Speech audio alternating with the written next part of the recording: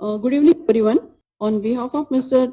Chandrakant Salunke, founder and president, SME Chamber of India and Maharashtra Industry Development Association, I extend a very warm welcome to all of you at SME Manufacturers and Exporters Summit, focusing on exploring emerging business exports and investment opportunities. On behalf of the Chamber, we are thankful to all of you for participating in this event, and we are also thankful to all the sponsors and supporters who have put their efforts to make this event a grand success. A very special thanks to Yes Bank, our platinum sponsor, and Aditya Birla Sun Life MC Limited.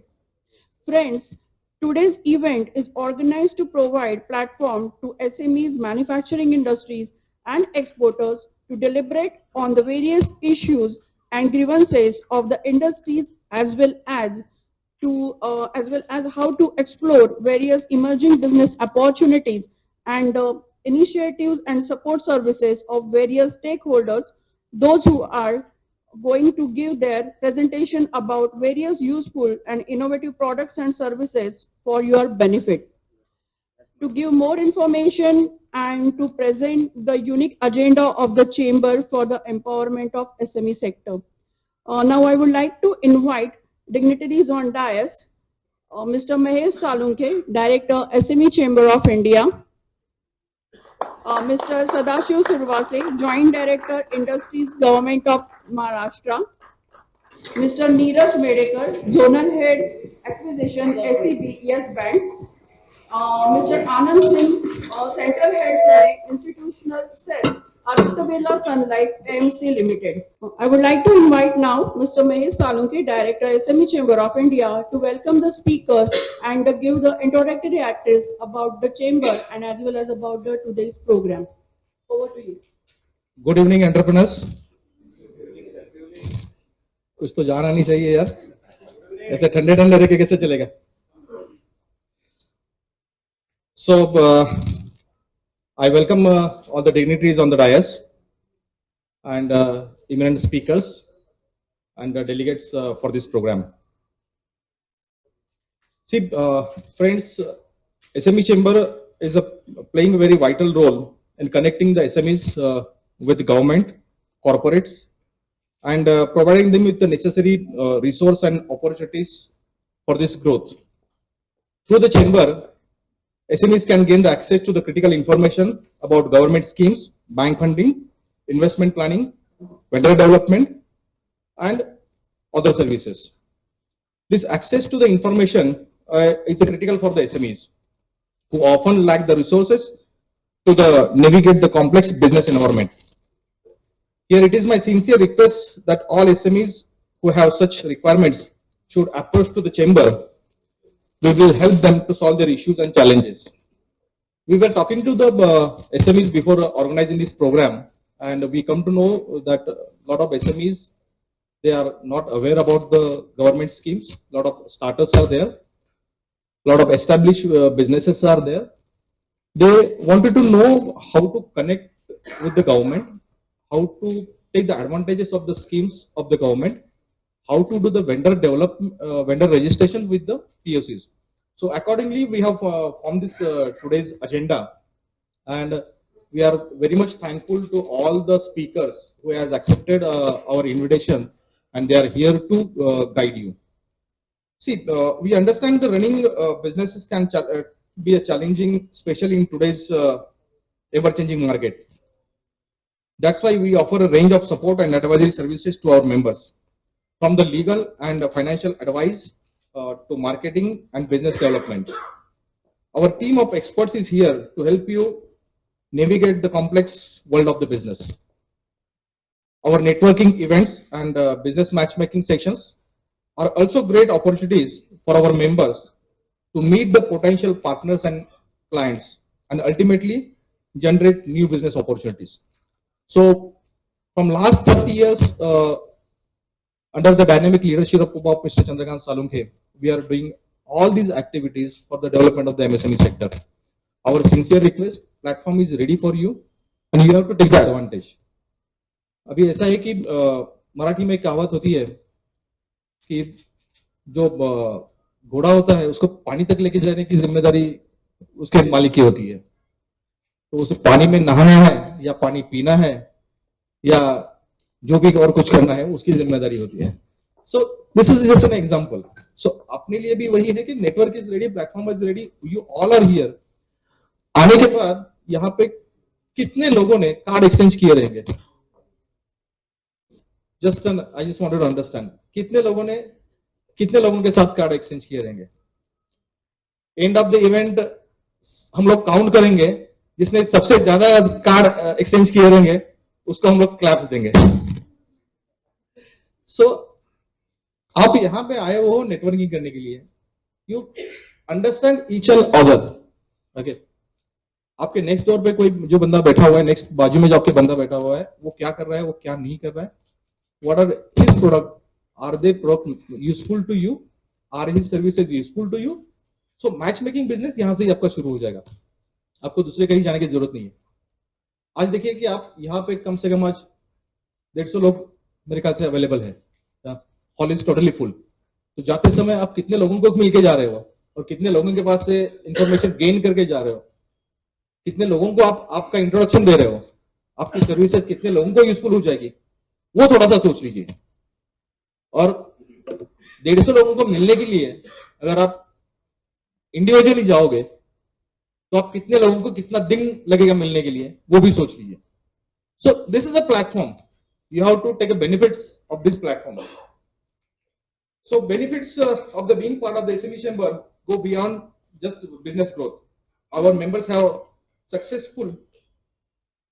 have access to the strong community, like-minded individuals who share the same entrepreneur spirit and the passion for the success. It's a community that offers support, encouragement, and inspiration to help you stay motivated and achieve your goals. So in conclusion, I'll say SME Chamber plays a critical role in connecting SMEs with government, corporates, providing them the necessary resource and opportunities for the growth. By accessing information about government schemes, bank funding, investment planning, vendor development, insurance, आज की date पे general insurance हो या life insurance हो, pandemic के बाद इसकी necessity क्या है, how it is very useful to the sector, आपको सबको पता चल जाएगा। So we have to speaker over here to talk on this. Aditya Birla की तरफ से भी है, and we have our good old friend, we are working with him from last 15 years, mister Shiladitya Chaudhary, he is also here to guide you in next station. Now I will not take much time, I'll introduce next speaker. He's Mr. Sadashiv Sorosen, and you know guys, Industry Department of Maharashtra is also playing a level playing field, creating a level playing field to the entrepreneurs, promoting industrial development in the state by formulating policies and implementing program to attract the investment, facilitate industrial growth, and enhance the competitiveness of the industries. Now, I would like to invite Mr. Sadashiv Surabse, Joint Director Industries, to take the dais and guide. Please, sir. Thank you, Mr. Mahesh Saunke. Good evening, ladies and gentlemen, and my dear industry friends, respected dignitaries on the dais, Mr. Neeraj Madekar, Yes Bank, Mr. Anand Singh from Birla, Aditya Birla Life Science, Aditya Birla Insurance, and all other speakers. Now here again from the government side, it is very difficult to basically inform you and present you about the various initiatives taken by the government. But I will try to highlight the initiative taken by the state government to promote this particular sector, specifically MSMEs. My dear friend, you are all are aware about that. The Pune district is one of the, like, we can say that the major industrially dense districts. The Pune is called as an educational, cultural, defense and manufacturing as well as R&D hub. Almost about last 20 years, government is coming with various policies, and now the government is focusing to create this particular district or this particular region as a manufacturing hub.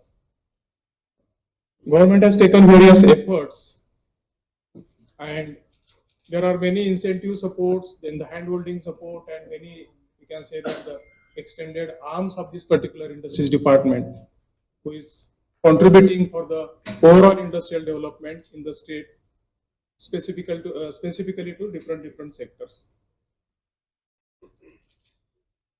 About the Pune, I don't want to highlight because the Pune region contribute almost about 40% of the industries in the state.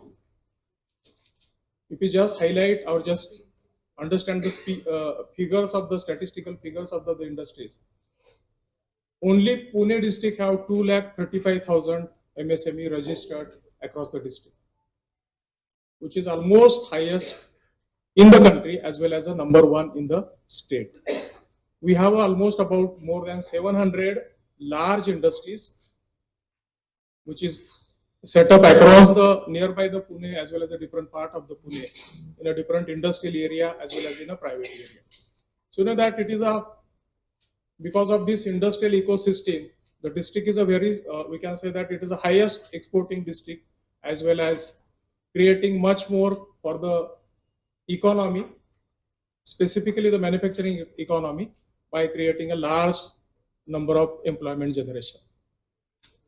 We have a major sector about the engineering, automobile, biotechnology. Then we have IT and ITS. These are again coming up. You can say that the emerging sector.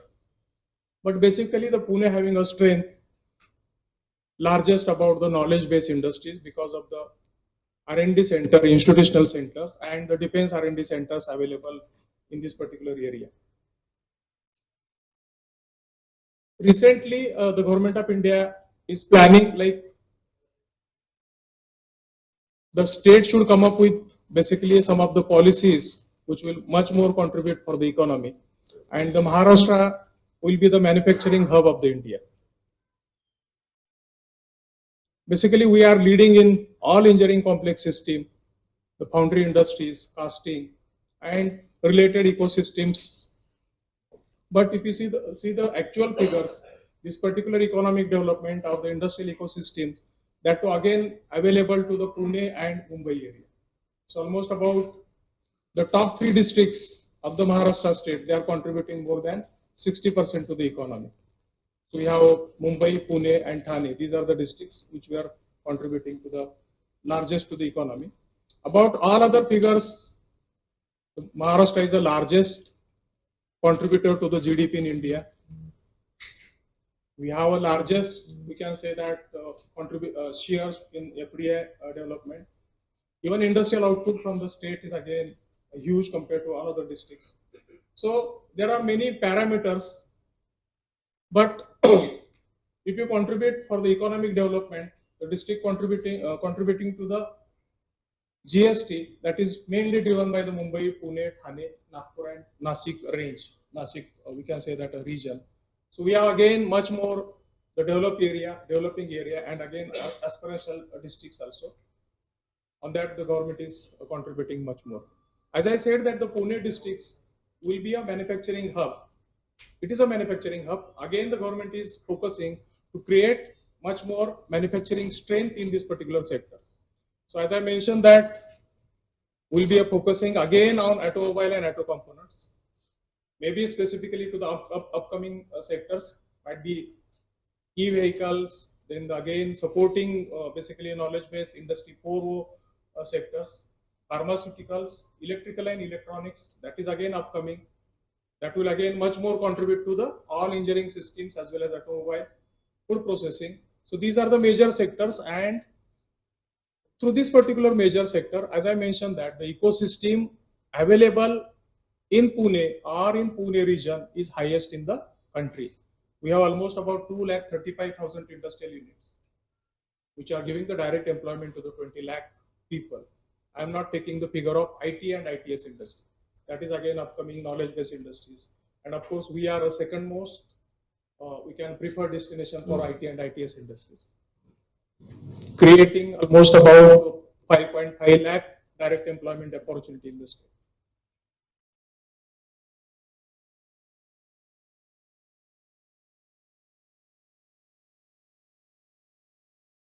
What happened? Next.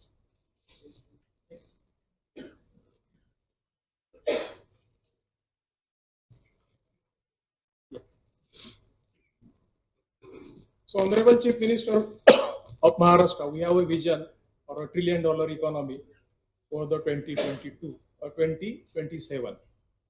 And we are taking efforts to create the industrial ecosystem for basically the majorly for manufacturing as well as the sectoral basically industries.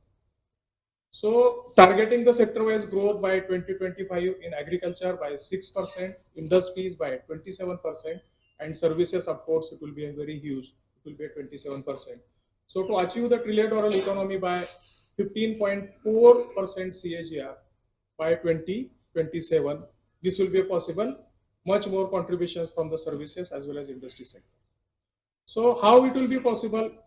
It will be like possible with the highest growth sector, which are contributing much more to the economy that we are focusing, and that is again, it will be coming to the digital economy, might be a fintech, startup, IT and ITS industries, vehicle, e-vehicle, defense and tourism. So these are the major focus areas along with all our traditional industries. So this will be happen through the cluster development of the MSMEs and creating the conducive business environment for the industries. I think you are aware about this industrial scenario of the Maharashtra. I don't want to much more give the highlight about because it is a #1 industrialized state in the country. Almost about 7 lakh crores investment in this particular major industry sectors and employing about 37 lakhs person. We have a mega project, large industries and MSME policies. Our manufacturing sector from the state is contributing almost about 21% to the state GDP.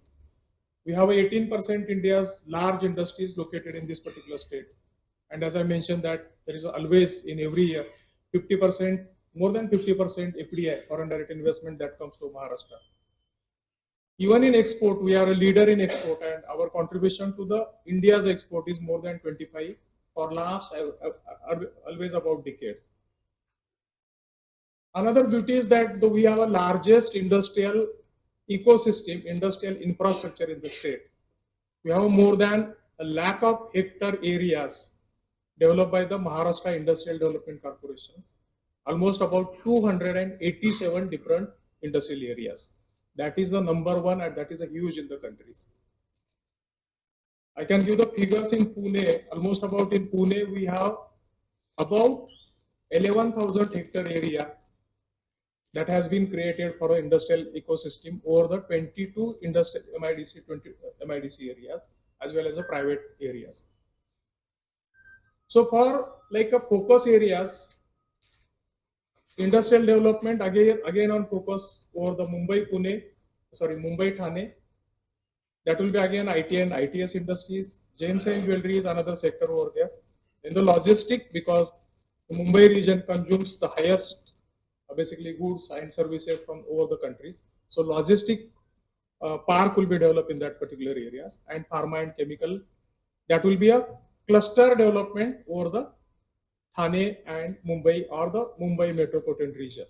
As far as Pune is another, like we have a cluster areas or the industrial development where automobile, defense production we are coming with. We have a separate defense manufacturing policies, and now the government is in process to create separate cluster for defense manufacturing industries. We have a large number of MSMEs. They are basically supplying to defense institutions.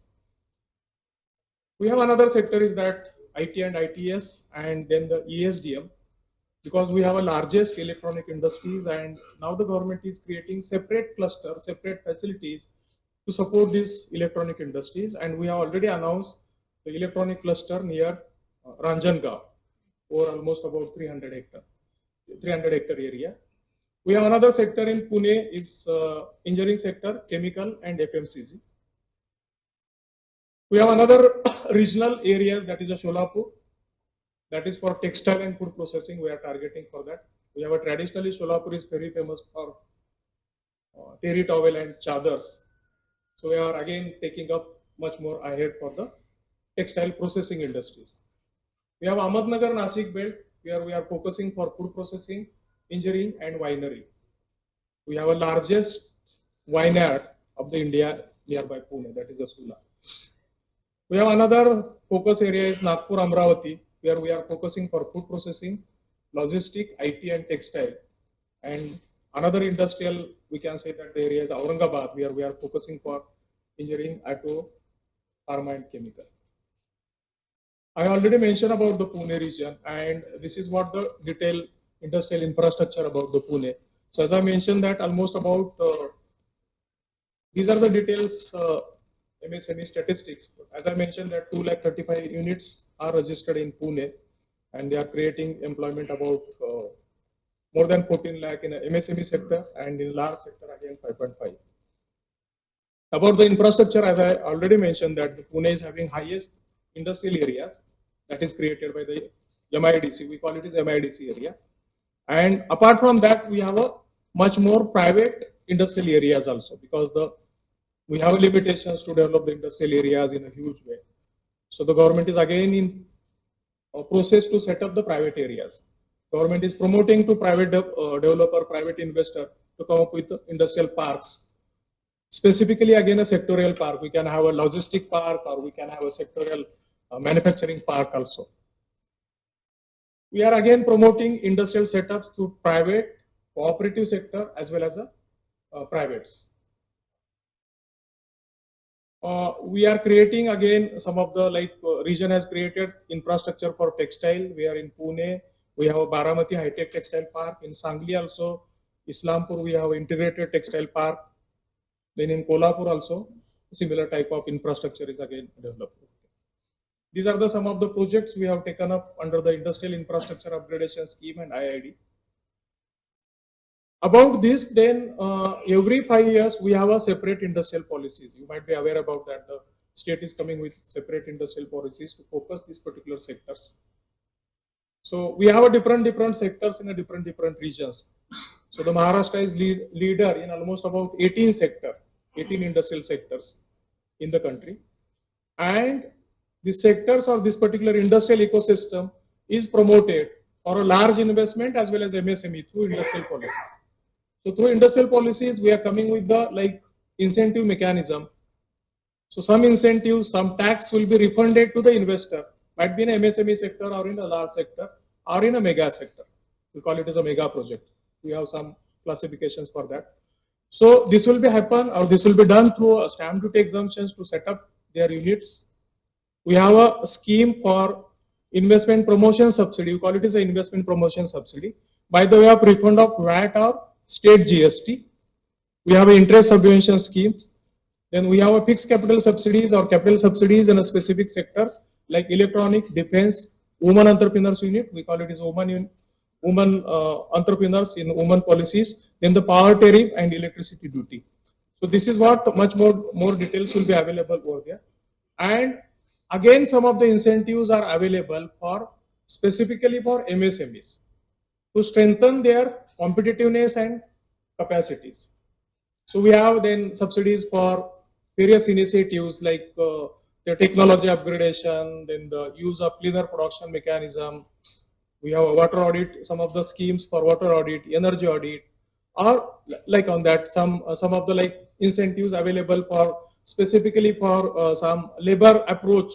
Let us say we have one industry is having the woman employees, so we'll be promoting for that. And this particular overall incentive supports will be available through a developed a system of industrial ecosystem. So for that, the every area is classified in A, B, C, D. So incentives will be offered as per the location of that particular industries, then the size of particular industries and sector of that particular industries. So in various sectors also we have some incentive supports. We have an incentive support depend on the investment of size of the investment, and we have incentive supports depending on the location of unit. So every location of the Maharashtra is classified by the way of taluka or some of the regions under the A zone, B zone, C, D and D plus zone. So this is a very simple classification where if you go start from the A to D or D plus, it will be a backwardness of that particular industrial backwardness of that particular areas. And of course, in a large or the we can say that the most backward industrial areas we are giving offering much more incentives, and that incentives will be, I can say that this particular structure, this particular seat, or this particular PPT seats will give. In the A zone, we are not offering any incentives to the large project, but for MSMEs, we are offering some of the incentives in the B zone. If you go to the C zone, we have investment or incentives up to 40%, that will be ranging to the 80%, 90%. Almost in some of the sectors, 100% investment is returned back over the period, might be a 7-year, 10-year, 12-year, and that will be in terms of the investment, or that will be in terms of the tax exemption in taxes. So this is what in MSME might be, most of you might be aware about that, the micro, small and medium. And that is again classified by the, as per the MSME Act that is come up by the Government of India. The same mechanism has been adopted by the state government to classify and to support these particular industries. So apart from MSME, we have a large industries, and in Maharashtra we have another mechanism that we call it as a mega project mechanism. Suppose one of the huge investment is coming over there, then the government will facilitate this type of investment in a different sector, in a different areas, by the way of again to facilitate that particular investment, to create the conducive ecosystem for that particular investment. So we have the similar mechanism adopted over there. And as I mentioned that, apart from this particular industrial policy ecosystem, we have a separate policies. I think I will take not much more, but another 5-10 minutes. So we have identified some of the sectors that will be most like useful for economic development as well as employment generation from a state side of view, and we have come up with sectorial policies. So we have a sectorial policies for e-vehicle. So we are the state, the first time we have come up with the e-vehicle policies, and now we are revising that particular policies. So that policy is giving the support for, we can say that for the supplier as well as the manufacturer, as well as for create the market aggregations also. So we are giving the subsidies, we are purchasing the vehicles also. So for 2-wheeler as well as 5-wheeler, we are giving the incentives over there. We have separate policies for defense policy, we call it as a defense production. So whatever the component required for the defense, might be Navy or your all other institutions, we are giving a separate policies over there. And under these policies, we are creating anchor units to set up the defense cluster in Pune, Nasik, Nagpur, Ahmednagar and Aurangabad. Even in recent yesterday, the budget speech by the Honorable Finance Minister and Deputy CM, he has much more highlighted about the creation of clusters in a different part of the areas, starting from the rural industries or cottage industries to the state of art, basically knowledge industries. We have a separate policies for textile and logistic. So these are the basically highly employment generating sectors. I think there is some problem.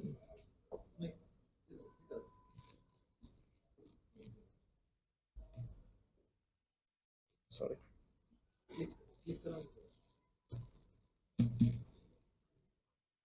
Yeah. So as I mentioned that we have a separate ESDM policy, electronic and fab policy. We have announced in 2017. That is again linked up to the, we can say that the central government has announced the policy similar to that. And now we are revising these particular policies. We have a separate policies for integrated industrial areas. I will just slightly mention about that. The private player can come up and develop the industrial integrated park. Then we have a separate policy for women entrepreneurs. So Maharashtra is the first state.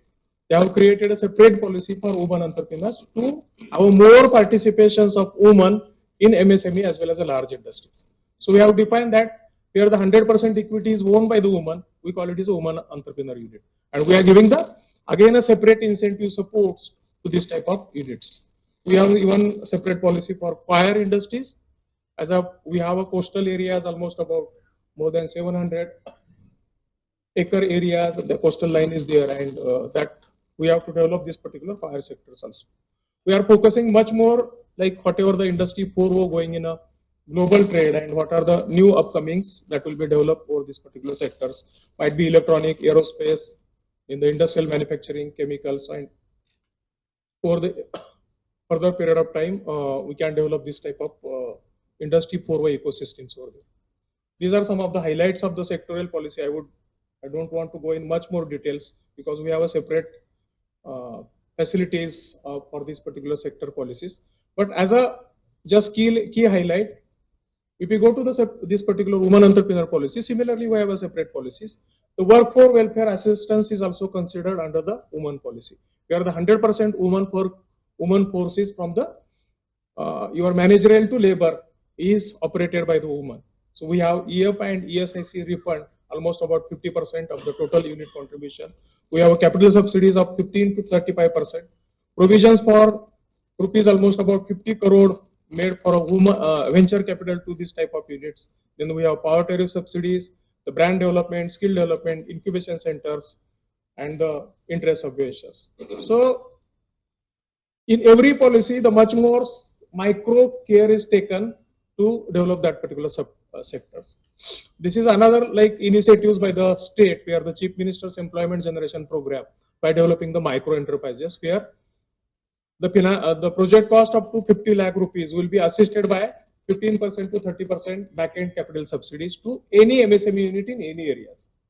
So any startup, they want to start any units, only the unit, that particular unit should be economically viable and that should be accepted by the financial institute, including the public sector bank as well as a private bank and cooperative bank. If they are ready to finance, the government is giving straight away 15 to 35% capital subsidies, and this is the one of the like priority scheme of the state. So these are some of the details. Another, as I mentioned, that the MSME has to be created because the MSME life cycle is again a very problematic in India, in every states. So we are creating ecosystem to strengthen the MSMEs by the way of have a more competitiveness and more capabilities, adoption of new technologies in this particular sectors. So we are doing this particular, we are creating an ecosystem by the way of cluster development. So similar type of units, they can come together and develop the common facilities which will required to them. Let us say the manufacturing engineering units, manufacturing capabilities are there, and individual unit they are not able to take up the highly technologized, let us say the CNC machines or horizontal centers or whatever that technologies are there. So the 30 units or minimum 30 units or more than that, they can come up together and then can create the common facilities. Where in that common facilities, this type of facilities will be available, and the scheme is open in all the areas, in every areas as well as for all sectors. So this is what the like impact of the cluster approach that will be available for the rural industries to the state of art any industries available. So these are the like informations about the Pune region. So this is what some statistical. Even the state is coming with the separate initiatives for the export. You might be aware about that. The export, none of the state is giving any support because the export is a subject of the central government and no any taxation is applicable for the state because the export has to be made without any tax, right? So now the government of Maharashtra, although we are leading in a export, where our contribution is more than 25% of the national export, but overall India's contribution to the global, to the export or in the globe is very less. It is less than 2%. Of course, in the last year it was increased to the 3%, 3.5% because of the impact of the pandemic, COVID pandemic and the issues in China. So we have that opportunities to again increase our share. So the government of India as well as the state, they are coming with the separate policies to support this particular exporter, basically a manufacturer exporter, through a brand development, export awareness, organization of exhibitions, participation in exhibition in domestic as well as international, then the export product development, export excellence award, and the venture capital funds for the export unit. So again, every policies will be creating the last mile connectivity, infrastructure support, and incentive support. That has to be their work. Another important point I would like to just highlight you, and then I will close my presentation. This is what the ease of doing business, because for the industries, again, the issue is that you have to deal with a different department. If you take up the list in Maharashtra or in any state, we have to deal almost about 15 various departments to obtain the various permission, clearances, licenses. In Maharashtra, we have created an ecosystem through this ease of doing business. That is a digital, normally it is a single window system in every department, every state. But we are again ahead of that. We have a digital system as well as a physical system, single window system. And we call it as a Maitri. Maitri is a Maharashtra Industries Trade and Facilitation Sale, where the nodal officer from various departments are there. They will take care of your issues, grievances. And now, recently the government of Maharashtra has passed the cabinet resolutions. The Maitri has to be empowered with a DEEM approval. So any industries has to be, again, to obtain the permissions, they have to obtain the permission of 115 various permissions has to be required, depending on the nature of activities. We have a digital platform, has to be given in a certain specific timeline, but now the DEEM approval concept has to be introduced by the state, and the Maharashtra is the first state to taking this type of initiatives. So almost about till date, we have integrated almost about 105 services of 14 departments on this particular Maitri portal. We are organizing the investor grievances mechanism, and now last 6 months back, the government is announced that for any investment, any large investment, there will be a some officer, nodal officer that will take care the coordinations with the various departments. So he will coordinate your issues, grievances, or the problem with the respective department and get the approval and permissions to that particular. So it will be handholding support as well as the digital support. So this type of mechanism is there. Even now the government is creating this type of support at a regional level, and in a future course in next durations we are creating this type of support at a district level. So we have a regional Maitri centers over there. And as I mentioned that now the government is coming with the new policy, that is a new retail trade policy 2013. We have a logistic policy again under revision in 2023. And we are coming separate sectorial policy for leather, that is again in to promote this particular leather policy. And last but not least, it is a circular economy policy. Yesterday only the Honorable Finance Minister has announced about the circular economy park at 5 locations. So this circular economy policy will create the wastage from the industries, wastage, it might be a solid waste, liquid waste, or any type of waste has to be again circulated in economy through this particular park. So this is the concept about the circular economy park. So with this I will complete my presentation. Thank you for all of you for kind and patient listening. If you have any questions, then we will take up. Whosoever takes services from any micro or small industry, they have to pay 3 times bank interest for delay more than 45 days. But no government organization, nobody is following this. And if we start this thing only, MSME sector is the highest employer, highest employment is there by MSME sector. We are the backbone of the nation. But I wrote to 41 ordinance factories. Everybody replied that for delay they are not paying. Then why that act is there? We have to do something. Many industries are going to Gujarat. There is no union in Gujarat. In small scale industry, in MSME, union is like a dimak. We have to see Maharashtra.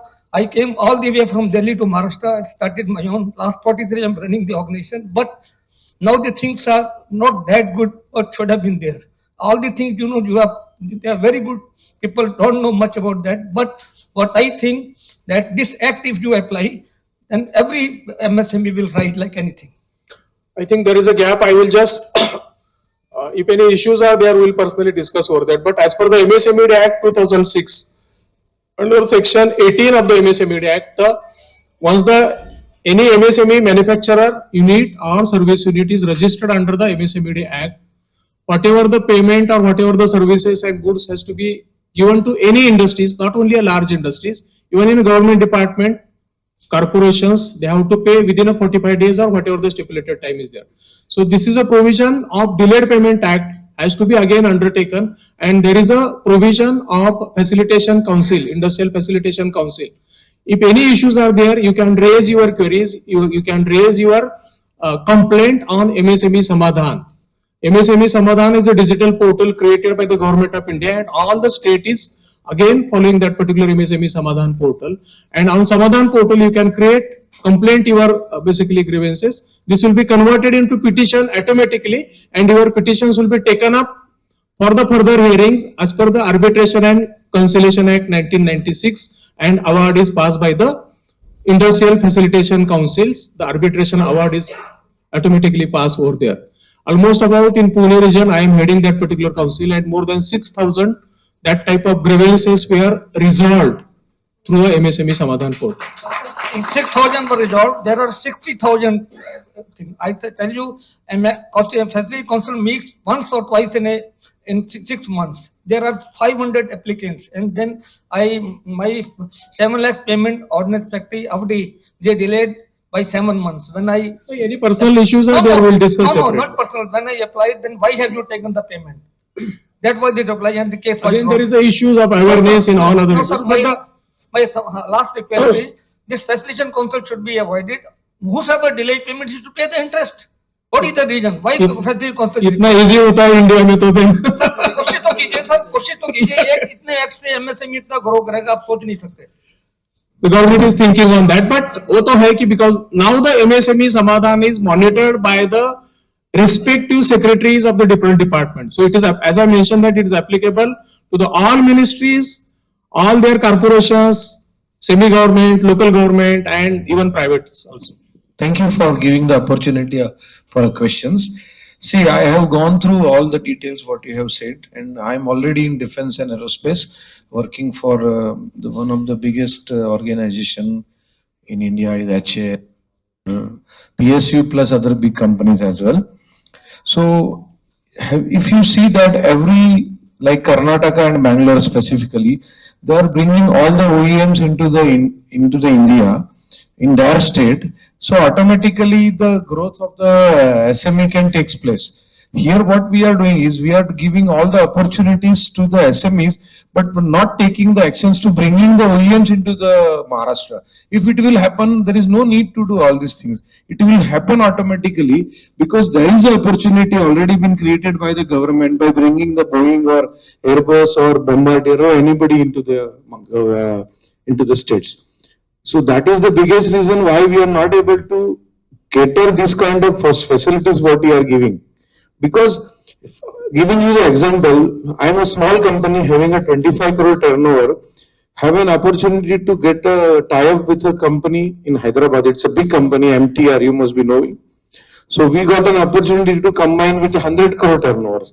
But they are not ready to come into the Maharashtra because the government is not taking steps to bring in the OEMs into the Maharashtra. So that way we need to think in a very depth way. Otherwise, all the facilities is never going to be work. And that's what the problem specifically as an organization we are facing. Okay, thank you for your question, because I am not a authority to give the clear answer or the complete answer on this. But my focus on presentation was basically for MSMEs. The Maharashtra, it is not like we don't have a OEM. The Pune, we can see that if the Pune, the automobile industries, the 70% OEMs are located in Pune. So we have an ecosystem of OEM as well as MSME, and because the organizer has informed me that most of the MSMEs are there, that's why my focus was for the MSME. So we have a OEM and government is trying for that. See, there is no we don't want to compare the one state with another state. Every state has again the compatibility and they have to compete, they have to bring their investment. That is not the issues. So the government is trying for that one. We have a largest ecosystems over there. Of course, there are some issues, there are some challenges, there are some opportunities, and there are some regional issues also there. Right? In Maharashtra, some of the strains are there. They may not be available in Karnataka. They may not be available in Andhra Pradesh or Telangana or Gujarat or whatever that. So every state has a right to attract the investment, and that is again to support for economy as well as creating the employment. We are working for that. Yeah, for this industries only I was talking about, and this is very sincerely because you already said that there are a lot of industries are coming up, electrical vehicle, all, but you can ask anyone right now in this hall, which is the industries which is new and coming up in India in a very strong way is defense and aerospace. All our industries are already available, and no doubt they are upgrading. But the upgradation of the defense and aerospace will take place in coming 5 years. अगर आता जर आपण ही opportunity grab केली तर I think nobody will stop us for another 30-40 years. 9,50,000 crores order released by Tata to the Boeing and Airbus for the aircraft buying for the Air India. हा suggestion तुमचं साहेब चांगलं आहे, पण हा फोरम नाही आपल्याला त्या गोष्टीवरती बोलण्यासाठी. कल्पना तुम्हाला पण As a government representative, just a question raised, that's it. तो एक वेगळ्या पद्धतीने आपण सॉल्व्ह करू शकतो, त्याला वेगळ्या पद्धतीने आपण रिप्रेझेंट करू शकतो. Thank you so much. We taken suggestion, we taken your note. And while interacting with the state government and senior officials, with the ministers, we can definitely discuss this issue with them. We have another panelist also. Thank you for listening. Without Sincerely, thank you so wasting our time, time is important for everybody. We'll adhere with the time and we'll go ahead with the next presentation. All of the manufacturing exports units are here. So they require the finance. Finance के सिवा किसका कुछ चलता नहीं है, ना किसी की गाड़ी आगे बढ़ती है. Okay, one last question. Since you know the future is about artificial intelligence, digital transformation, and you mentioned Industry 4.0. So is there any special incentives you are given to companies which will be compliant to Industry 4.0?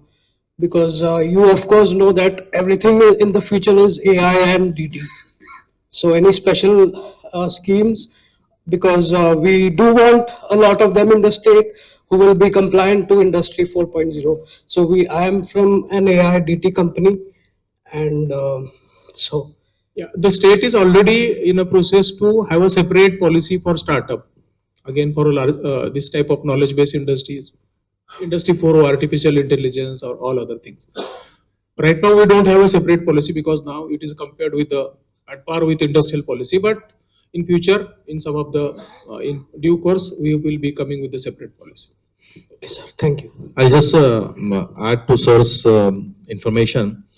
December मध्ये as a chamber आपण एक initiative घेतला होता. We had a discussion with the Chief Secretary, Additional Secretary Industries, Development Commissioner, MIDC, CEO, MSSIDC यांच्यावर आपली एक combine meeting झाली होती आणि त्या मीटिंग मध्ये आम्ही एक अशी मागणी केली होती की MSME साठी स्वतंत्र कारभार तुम्ही सेपरेट करून द्यावा. म्हणजे MSME डिपार्टमेंट जे आहे त्याच्यासाठी एक सेपरेट मंत्रालय, सेपरेट IAS अधिकारी नेमला जावा आणि दॅट प्रोसेस ऑलरेडी स्टार्टेड आणि मला वाटतं नेक्स्ट त्याच्यामध्ये ते आपला विधेयक येऊन जाईल. Government is already working on that, just to add you. आणि आता इंडस्ट्री पॉलिसी संदर्भात जर काही तुम्हाला काही सजेशन्स द्यायचे असतील, if you wanted to give some suggestions to industrial policy, you can write to us chamber will represent those things.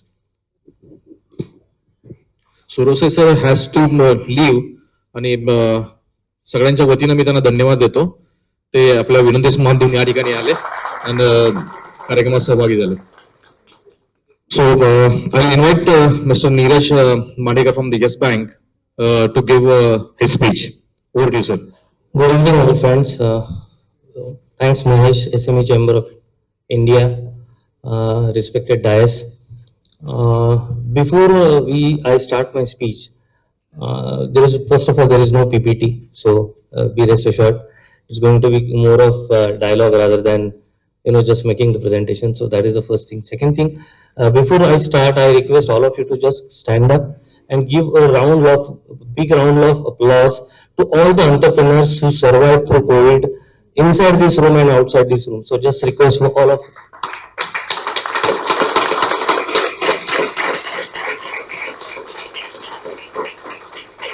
Thanks for this, because We being bankers, we interact with a lot of customers, and till today, as we speak, we are facing a lot many challenges at the ground, and many of the entrepreneurs in this room will agree to this, because it was unprecedented time, which nobody would have thought about it, but still the people stood up, they survived. Great support from government by way of emergency line, credit line, rearranging the definition of MSMEs, all these government initiatives. And I think just now what Mr. Suravsi said is also important, that there are certain initiatives which are being taken. The point is that all of this, whether it is genuinely getting transformed into the banking system as a whole in terms of getting the timely finance, the right set of finance, the right product of finance, I think the answer is still plus minus, even from a banking perspective, even from a customer perspective. Though the change in terms of approach from for the bankers as a whole and the customers as a whole have drastically changed, that probably quite a few senior entrepreneurs would recall that there was a time when the customer will go to the branch of a bank, sitting outside, waiting for his or her turn to meet the branch manager. Depending on the mood of the branch manager, he or she will be entertained, and the typical answers will come. Now the things have reversed, and it's the reverse way, that the for meeting the CFO or the managing director, there are five bankers sitting outside. What has changed this? I mean, is it that the fundamentals of the banking have changed? The answer is no. What has changed is the approach towards looking at the typically MSMEs, because I spent almost 25 years in MSME across India, except eastern sector of the country, whether it is north, south, west, all length and breadth. The common problem, gentlemen, is the awareness about the finance. Whether you have a qualified CFO or bunch of advisors, at the end of the day, MSMEs, you will agree, are driven by the promoters. And the promoters, when I as a bank look at the MSME, I look at the ability of the promoter, the vision of the promoter. Apart from obviously the big question is your collateral, the kind of security we offer, the kind of business model, all these is separate. But fundamentally, it is the approach of the promoter and the kind of business model he or she has set for the future. All of us are talking about the digitization in a very big way in India. Incidentally, I came across one YouTube article. I request each one of you to go through that. It's very important to know what and how India is progressing. It is by address is by Mr. Deepak Bagla, who is the in charge of Invest India. Amazing article. Please go through that. It's available on YouTube. It gives the perspective where India is heading towards in all pillars of the economy. Incidentally, all of these are leading to disruption, which is a word which all of us are quite a few listening about, talking about. But what is exactly disruption is a big question mark even today. Like if you ask me, like EV is also a disruption, but the real outcome of EV and the benefits are probably down the line. All of us, this is my personal opinions, of course, but we'll be able to really analyze in terms of the sustainability of this as a model. But on the digital platform, when everyone is moving to a digital platform, RBI, government, everyone is talking about digitization of banking as a process, and majority of the banks have moved their finances on the digital platform, including Yes Bank. Let's say up to 5 crores, somebody up to 7.5 crores, where it is purely based on your GST and it is purely based on your bank statement analysis, right? So in that era, where do I stand as an entrepreneur? Whether I should be availing that, whether I should not be availing that. In this particular process, the transparency has come in, but the awareness is still lacking. And my request to all the entrepreneurs in this room is that, and which I keep on telling to all my customers, that please go through on your financials which you are signing at the end of the year. Majority of the times it is being passed on to either to CFO or to CA कि ये CA ने बोल दिया इसलिए मैंने sign किया. And then your balance sheet is good from a tax planning perspective, but definitely not from the growth perspective. And the topic which I'm talking is on the growth. If you want to grow, one is transparency, which has come to an extent, but still not to that extent where bankers can get satisfied.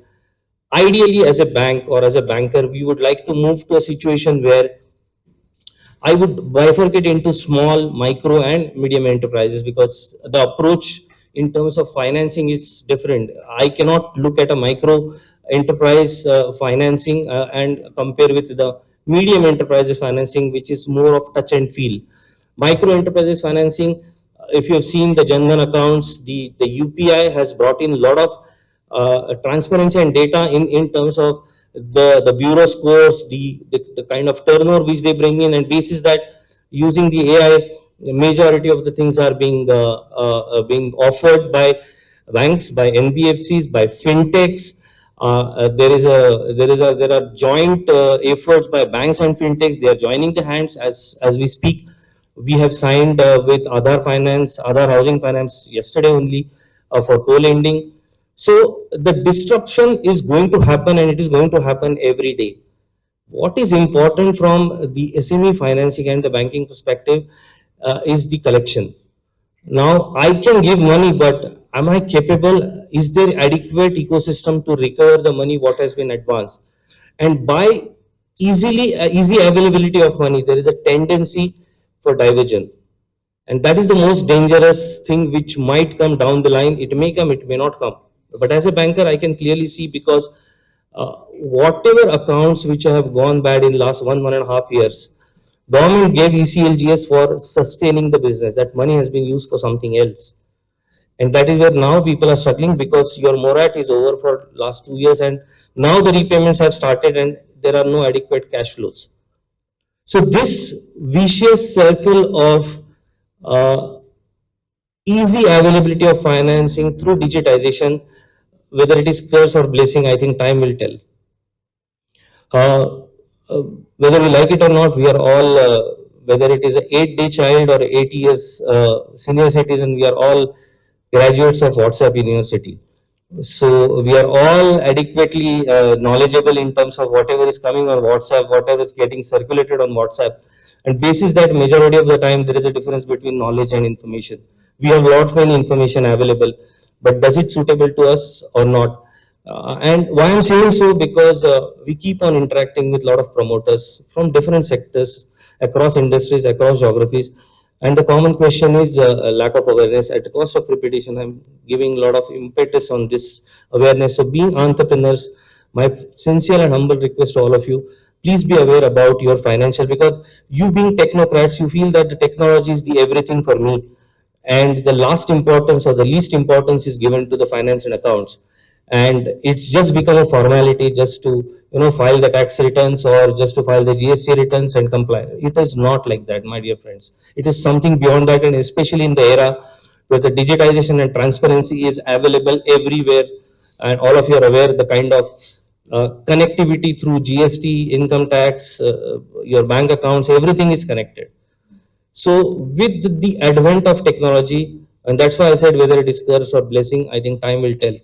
But bankers will definitely come out with various AI tools, and which already are in place. Even for bank like us, we are there for financing up to 5 crores without analyzing your financials. I just mentioned GST and bank account. It might go up to 10 crores, and eventually it will reach up to 15 to 20 crores. Having said that, if we have to reach to that level, the awareness, the knowledge about what we are presenting as an institution is equally important, equally responsible as a borrower. So banking as a whole is totally undergoing the transformation, and down the line the products will be easily available to each one of you, and they are available today. So if you want to discount your if you're supplier to good tier 1 or tier 2 supplier, you can go to any of the online portal and get your invoices discounted, probably lesser than the cost of interest which you're paying to the bankers. So online everything is available. However, the consolidation in this is bound to happen, because The aggregators beyond a point will be a challenge, because as of now also majority of the aggregators are struggling in terms of collecting the money back. Be sensitive in terms of what you are getting, what you are requiring. Is that a perfect match in terms of your operating cycles, in terms of your cash flow cycles? Somebody raised about the delay, which is a unique thing, it's nothing new. Sir, with due respect, I think 45 days, very few tier 1 or tier 2 companies are getting paid. Largely, it is 90-day plus, especially for the government, it is maybe 120 days plus. Whatever may be the reason, but that is how the economy has been working. However, it has improved, definitely it has improved. Coming back to something which one of the gentlemen mentioned about the defense, I think it's an amazing area which is coming up. As a banker, we are excited. Rightly said, sir. We are internally developing a separate knowledge banking vertical for financing the defense requirements for the manufacturers. Because one of my batchmate, interesting story again, some of the defense personnel are also here. One of my batchmate is entrepreneur, and he has developed a product for Indian Army on the high altitude, where the vehicles, you need something to start because the altitude is very low. We earlier used to import from Russia and Israel. These people developed this almost half the cost, and now instead of importing, they are now exporting it to Israel and Russia. And he said people came here and they were surprised to know that how it is possible at that cost. So that kind of, again, this is again a disruption. So disruption is going to be everywhere. We need to get ourselves aligned to this particular fact. Another big problem from bankers' perspective is, and largely to the entrepreneurs, is please plan the succession. Today, almost 60 to 65% of the MSMEs, where the next generation is either out of India, they are not interested in running the business, and the promoters are clueless what is to be done, because they have set up the establishments.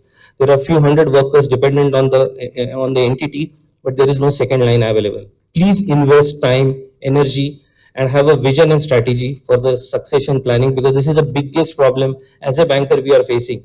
We find the promoter is really good, he is maybe 55, 60 years old, and there is no succession.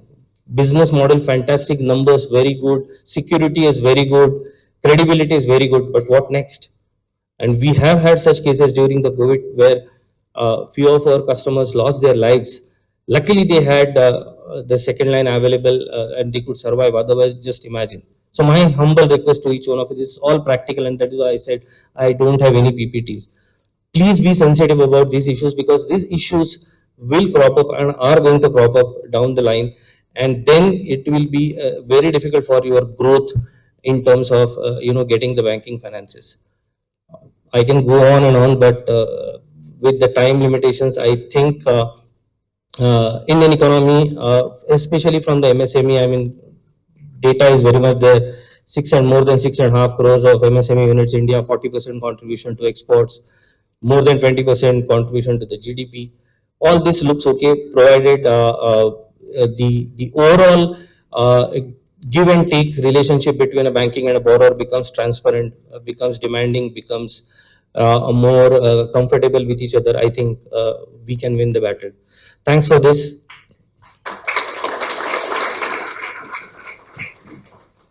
Thank you very much, Neeraj ji, for the open-hearted advice to the SME sector. And this is a really we can accept this fact. So digitalization and AI has transformed the world actually. और down the line अगर हम लोग कहने जाएंगे कि 5 साल बाद 10 साल बाद 31 मार्च को गवर्नमेंट ही आपका आपका बैलेंस शीट आपके हाथ में दे देगा, भाई ये आपका बैलेंस शीट है, ये आपका टैक्स आपने कट कर दिया, हमने ऑलरेडी अकाउंट में से डेबिट कर दिया, and this is your balance sheet. So वो भी दिन आ सकता है, we can't say no to that also. या any question to Neeraj ji? Yes, I'm Prachi. I'm handling my own automation company, and I'm certified system integrator, having a global exposure with 400 plus manufacturers. So my question is that if we are trying to produce a drone, so drone is a fantastic market in upcoming industry, upcoming era. So what kind of facilities as a banker you are providing for women entrepreneurs? I missed out on because there was too many things, Yes. but there is a special program especially from Yes Bank, is funding for the startups. So you can get up to 5 crores under the startup program. Quite a few banks have already started that. So you can approach definitely to us. I mean, my team is there. We can definitely Okay, yes. discuss. So there are startup funding which is available because government is also promoting. There are certain criteria we needs to Yes. be you should be satisfying. But largely for startups, there is a special focus by majority of the banks. Yeah, same applies to EV also, no? Yeah, EV is again Same. all the sunrise industries. Yes, yes. Okay, Thank you, sir. thank you. Fantastic presentation. Any other question? Yes Bank, Aditya Birla and Creative Software, they have their stalls outside this hall. So after this meeting, you can go and visit them, understand their products, and you can give your feedback to them. So feedback form is also there. You can submit to them. Please. Thank you, sir, for the opportunity. I have some questions regarding finance and investments. My first question is there any subsidiary for capex procurement for MSME units? Okay. And as we have registered under MSME, so as per the law, we no need to pay the SD and EMD while entering into the tender. But many, rather, no one is accepting this. We have to make the payment of SD and EMD even if we are registered under the MSME. Even government entities also doesn't accept this. So we have lost many of the tenders due to this, due to non-payment of the SD and EMD. Okay, so second question I can't answer because that is for the department to answer. The first question I will answer definitely, as Mr. Surose in his presentation said, that there are capital subsidies available, there are interest subvention subsidies available, and earlier it was only restricted to majority of the public sector banks. Now it is open for all the public sector and private sector banks. So you can approach any of the bankers and submit your proposal. Basis the appraisal by the bank, the subvention will come to you, whether it is capital back or whether it is GST back, GST refund, or the interest subvention. For second question, you can approach to us. You can write to us with your particular question. If any company is there, you can write to us. We will escalate through the chamber. So basically तुमचा प्रश्न असा आहे की SD आणि EMD MSME ला applicable नाही तरी मागितलं जातं. Yes, yes, तर तो difficult for me to answer honestly. And is there any fund-based, non-fund-based schemes for MSME? Fund raising. Fund-based, non-fund-based schemes. Fund based non fund based everything is सगळं आहे available. Working capital मध्ये तुमचं CC, OD, term loans आहेत, LAP आहे, export financing आहे, non fund based मध्ये LC, bank guarantee, SBLC. So all products are available for all the banks. In that case, गव्हर्नमेंटची CGTSM ची स्कीम आहे त्याच्यामध्ये अप टू 2 करोड तुम्हाला विदाउट कोलॅटरल CGTMSE पण आहे. या केसमध्ये सर आम्ही खूप बँकेशी आम्ही संपर्क केला, पण इवन बँकेला सुद्धा की एक्झॅक्ट प्रोसिजर काय आहे टू अवेल द फॅसिलिटी. तुमचं हे झालं की तुम्ही हे झालं तर भेटू, team आहे, मी आपण सांगतो भेटू. मला. नक्की भेटू. We will guide you, don't worry. I'll connect with us. Thank you, Neeraj ji. Now next move ahead. We have Mr. Anand Singh, Central Head Pune, Institutional Sales, Aditya Birla Sun Life AMC Limited, and he is going to talk on the market outlook and the way forward for investment planning. Good evening, everyone. Thank you, Mr. Mahesh Kumar, for giving me an opportunity to present my organization in front of you, such enthusiastic entrepreneurs. Yeah. So first of all, I would that will make my presentation more, easy for me to, kind of understand that what requirement you have. So before that, I would like to just ask a couple of questions to you. That how many of you actually know what is a mutual fund? How many of you are aware about mutual fund? Only few. So thanks, I came. How many of you invest your own money into mutual fund, personal money as an individual? Okay, again, great that came. How many of you know that corporates can also invest into mutual funds? Around three, four. Good that I came. Great. So before the going ahead, so this presentation is more of a market outlook. I'll give some brief about market outlook, and then I will try to see that what products can suit you, your requirements as far as your company is concerned. So as you said that most of you don't know that as a company also you can invest your money into mutual fund schemes, right? So I represent Aditya Birla Mutual Fund. I am the center head for Pune institutional sales, and I take care of a lot of corporates as a relationship manager for managing their investments. Some of them are as huge as say, so 2,000 crores of treasury with them. But when I see you, I also see that they might also start as an SME sometime, most of them, So it's good that I'm being introduced to you at this point of time of your business. So, but just to give you a brief about our company, we were founded in 1994, and we are one of the oldest asset management company in India. We have, since the market has evolved over a long period of time, so we have also had a journey of coming out with different products which are mostly customer centric, and we take feedback from customers as to what they need. So we have offices across international presence and offices across Dubai, Singapore, and Mauritius. We are the sixth largest asset management company in terms of assets under management, which is close to around 2.8 lakh crores. We have close to around 80 lakh customers with us.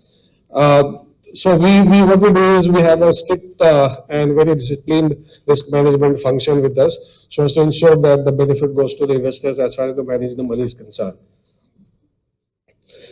So there's some gyan, probably it might go out of your head. I will not go so much deep into it, but still I will just give a brief about what is happening right now, So you must have seen that, post-COVID, there was so much of, kind of all the economy slowed down, and then most of the central banks. So central banks means for India it's RBI, for US it is Fed. They came out with a lot of measures in terms of how to revive the economy, the respective economy. So, they started cutting rates so that, more and more people take out money from the banks and start investing into mutual funds, or instead investing into businesses, or also make them consume the products. So to drive the consumption up, they reduce the interest rates, and that's how they try to encourage the economy in terms of taking the GDP up. So effectively that happened, and now this led to the lower interest rate led to a lot of inflation. So I'm not sure how many of you actually know what inflation is, but just to give a brief, that महंगाई जिसको हिंदी में महंगाई कहते हैं, that is called inflation. So X amount of money that used to buy something, now you are buying less with the same amount of money in a very simple term. So that's the inflation. So effectively, with all this kind of measures that different central banks did, the inflation went up. So the cost of buying something went up, and that is the reason why government, or say the RBI, for example, in India, had to come out and start increasing the rates now, right? Because when there's a lot of inflation, by the common people, it's very difficult for them to survive within limited resources when the महंगाई बढ़ जाती है तो. So now what the most of the central banks are doing is they are increasing the rates. So as might have heard कि US ने rates बढ़ा दिए, and US for information is suffering from the highest inflation in decades. More than 50, 60 years, they haven't faced this kind of inflation, right? So they are working hard. So normally वहाँ पे जो inflation होता था, they used to be below 2%. Now it is more than 6, 7%, 8%. That kind of inflation is there. So everywhere seeing, even RBI for that matter, from 4%, they've increased the interest rate to 6.5% now, because to curb the inflation and give the normal people some benefit of lower prices. So this is the overall the fundamental of what I have written here. So with this perspective, what I want to bring you is that given this all scenarios, you saw what kind of gyan I can give, but I don't want to do that. So effectively coming back to what is that when you look at investments, what is that one should look at? So primarily as a normal investor, one looks at safety, liquidity, better return, and tax efficiency. So whenever you are investing, either you are investing to equities, bonds, real estate, commodities like gold, silver, whatever, you what you see is what is the safety first. Then you see liquidity. When I say liquidity means how easily you can liquidate that asset and bring back the cash, right? So that is, so when you are, let's differentiate between savings and investment. Savings is not an investment. If you are saving only and not investing anywhere, ultimately your value of the money is going down because of the inflation, right? So so the third point is that you also need to have a return out of your investment, right? And then whether the return is tax efficient, whether post-tax returns are handsome and better, So these are the four criteria when whoever wants to invest should first look at whether these four criteria, basic criteria are met or not. So while you understood that the world is very dynamic, something is happening around the globe, something is happening which is impacting your country as well. So now the question comes in, okay, I know that these are the basic principles of investment, then what should I do? Do I have a time? Do I have money? Do I have resources to manage those, manage my investments? So there is the role of a mutual fund company comes in, right? So what we as a mutual fund do is to collect money from investors, and we collect a pool of investments from you. Then there's a fund manager who manages your money. So we are just a vehicle to manage your money, right? So we have fund managers who manage your money. They invest your money into different assets. So when I say different assets, this can be equity assets, which can be stocks in a simple word. It can be bonds. It can be money market securities, and so on and so forth. So there are different assets based on what mandate you are coming with. Once you invest with us, then we invest into the securities, and then the securities generate returns, and the returns are then again passed on to the investors. So this is all that we do on a day-to-day basis. Now you ask me why should I invest into a mutual fund? So the basic 4 or 5 pointers are that your money will be managed in a professionally managed people. Then you have a transparency in terms of where your money is getting invested. So every month we come out with a fact sheet wherein you can see where your money is actually getting invested, be it stocks or be it a fixed income product, be it a money market instrument or whatever. Second is liquidity. So as I said earlier, for example, you are investing into say land or maybe real estate. It's very easy to liquidate that, right? So, but if you're investing into mutual fund, the liquidity is very short. So if you're investing, if you're redeeming it today, if I want to take it money today, in equities you get in next 3 days. In debt mutual funds you get in next working day. So liquidity is as high as that. Then overall risk diversification. So normally if you want to put say 5 lakh rupees and you go to stock market, you can hardly buy say 10 or 15 stocks. But here in 5,000 rupees, you are buying a bouquet of 40-50 stocks, right? So ultimately what you are doing is you are diversifying your risk, in terms of even if the amount is small. And as an industry, this is well regulated by SEBI, which is Securities and Exchange Board of India. So all the guidelines and the rules and regulations are set by them. Convenient, as I told you, somebody can invest as small as 1,000 rupees. So it is as convenient in that. So everybody can invest, even a small, somebody with a smaller amount. And the cost of money in the fee is very less. So for example, we charge maybe around 1% of say out of 100 rupees, we are charging us 1 rupee for managing all your money with us.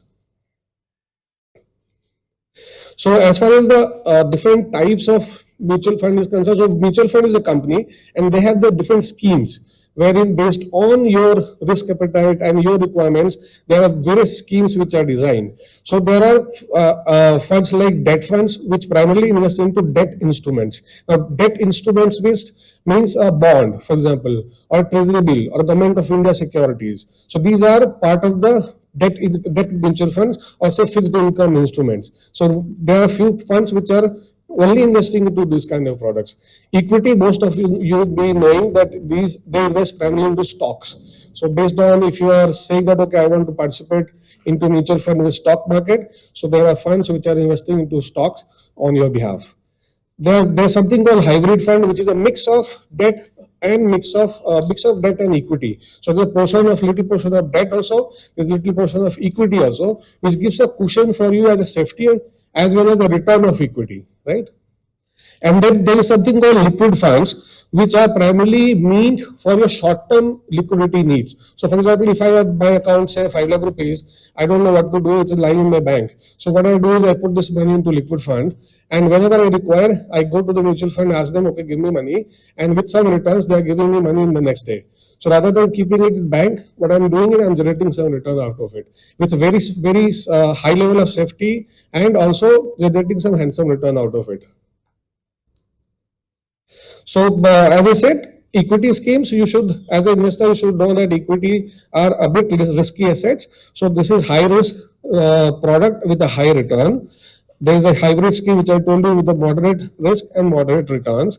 And then we have debt funds, which is low to moderate risk and low to moderate returns. Liquid funds, or also there is another category which is overnight fund with the similar kind of characteristics, are very low risk and low return.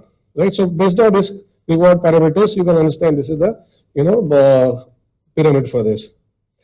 Now, out of all these funds, I will right now focus primarily on liquid funds because that's the easiest product, that's the safest product with mutual fund industry, which I think most of you can relate, and this might help you in your corporate business. Also, for the personal also you can do that, but primarily on your corporate side, you can look at this product. So this is, as I said, is a short-term surplus parking solution, right? So when I say it is a short-term parking, it means even for one day you can invest in this kind of funds. So even, for example, if you have payment pending, say after 2 days or 3 days or even one day, so what you can do is you could park that money with us, give a redemption, I will give you money the next day, and you make a return out of this, of the investment, one day investment. Yeah.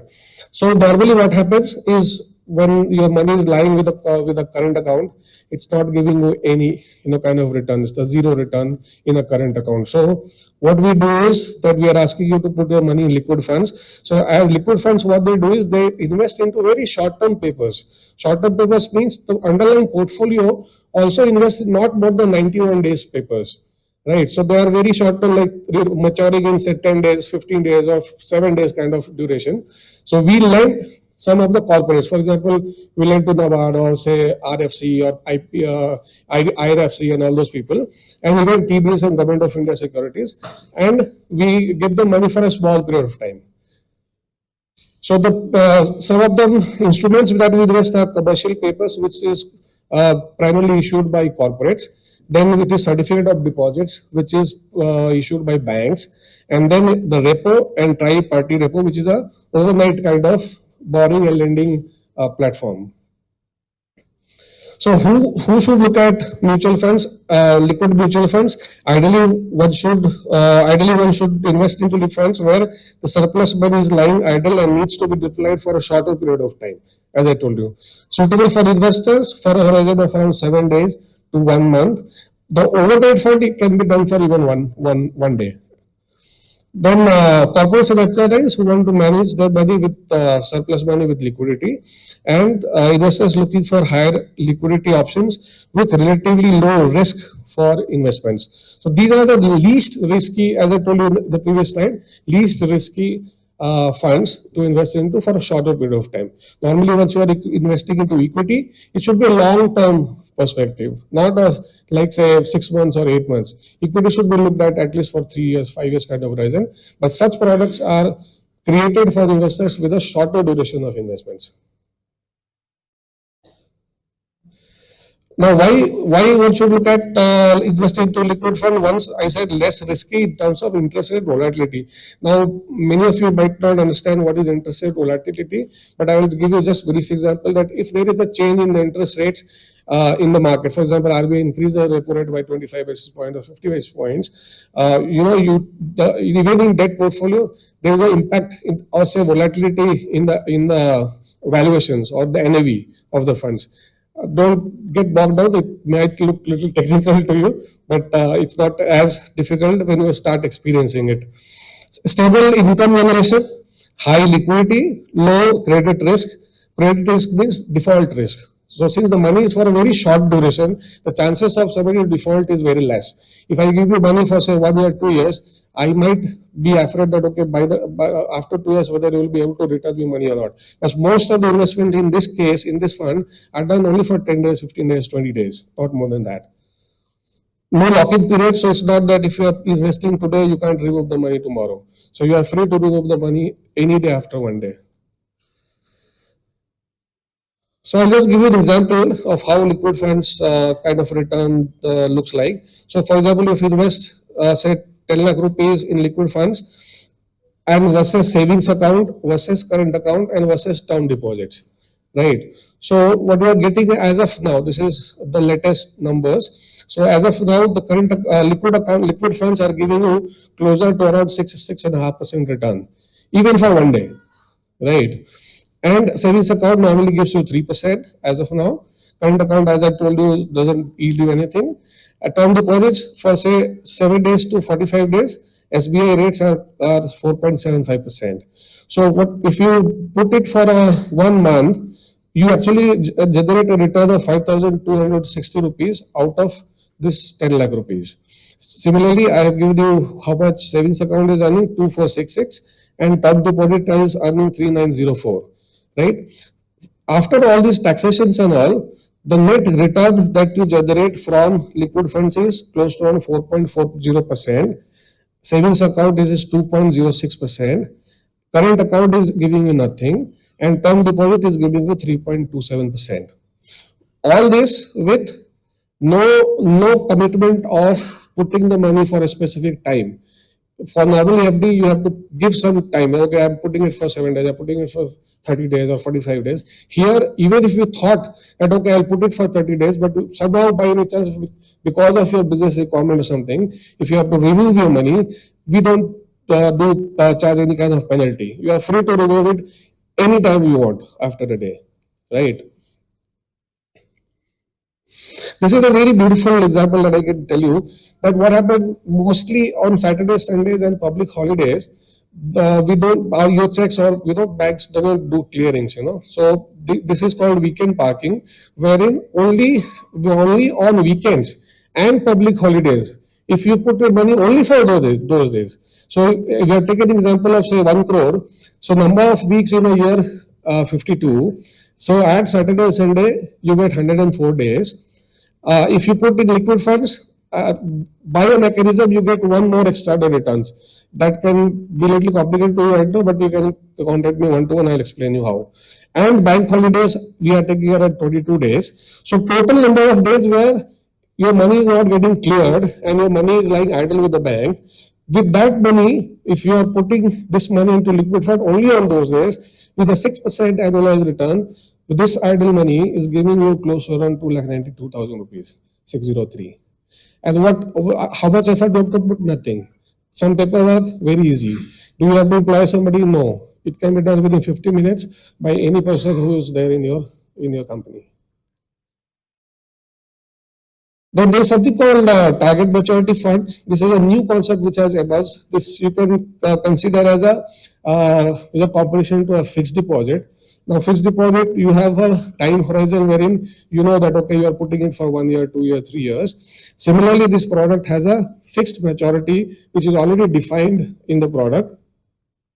That is an open-ended fund, which means that this fund can be bought and redeemed. Redeemed, when I say redeemed, sold at any point of time at your choice. So if you feel that okay, I invested for 3 years, but because of some reasons I have to take the money back, so you can do that. So it's an open-ended fund, and you can enter any time.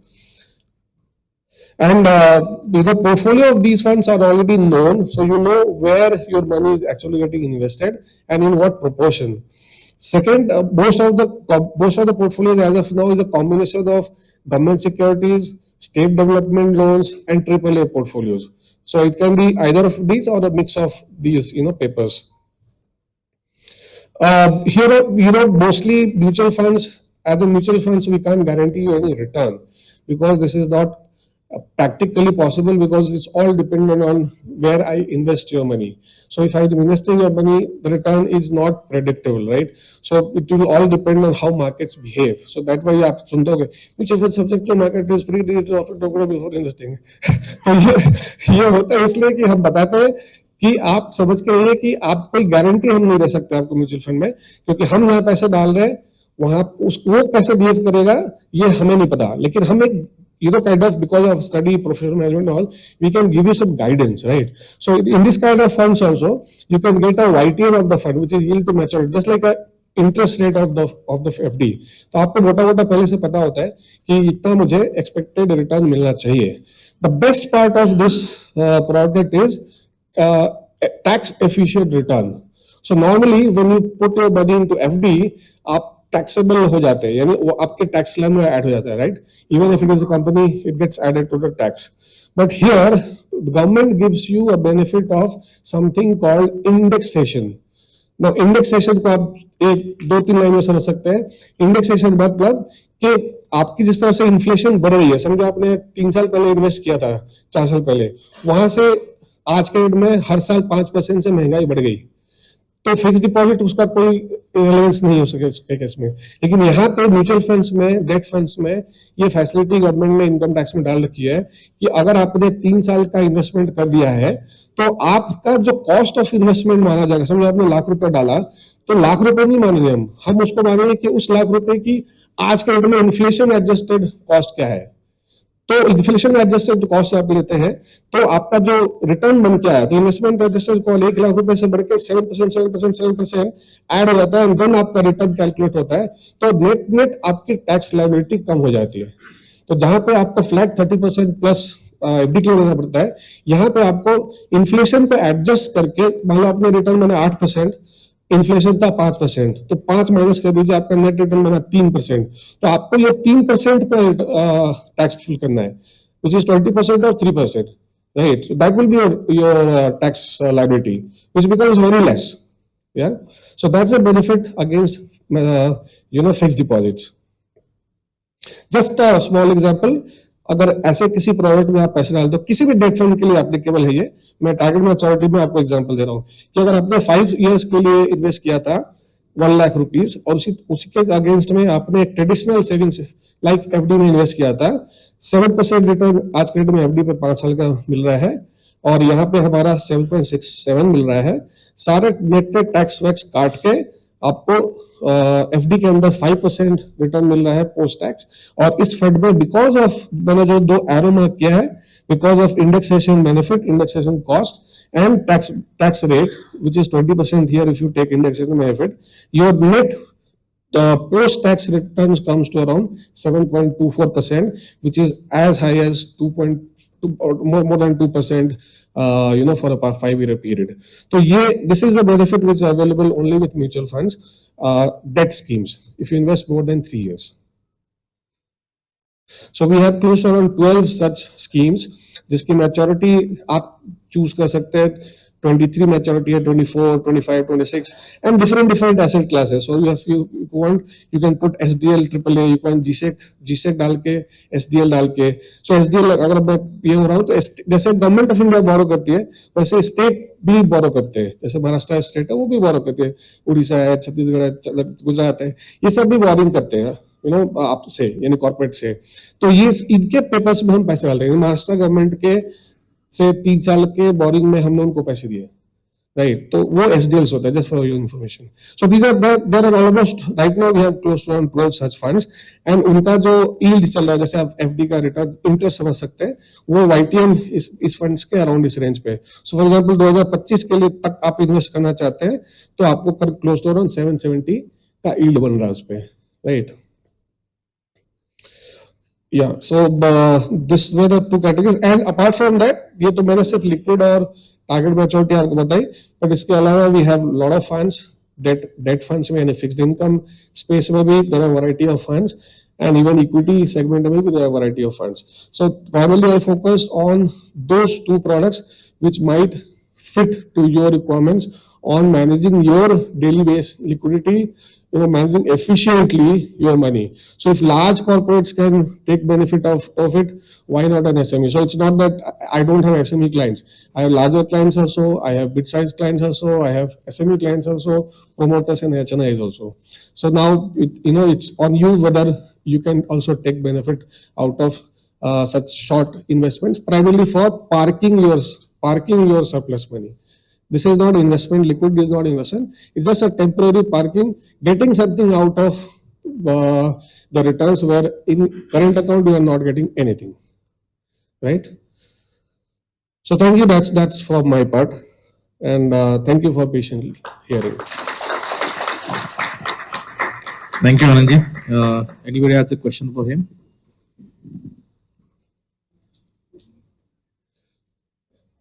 Mutual fund investments are subject to market risk. तो सब लोग सोच में पड़ गए भाई question पूछे या ना पूछे. क्वेश्चन पूछने में कोई एक तरफ तो बैंक को पैसा मांग रहे, दूसरी तरफ ये बोल रहे भाई इन्वेस्ट करो. द्विधा मनस्थिति में है SME लगता है. नहीं, बैंक से पैसे लेके आप अपने बिजनेस पे कीजिए. जो पैसा अनयूटिलाइज्ड है, जो पैसा आपके अकाउंट में पड़ा रह गया आज के दिन में, उसको हमें दीजिए और अपना पर्सनल पैसा भी दीजिए. यस, पर्सनल पैसा तो है ना. Yes ji sir.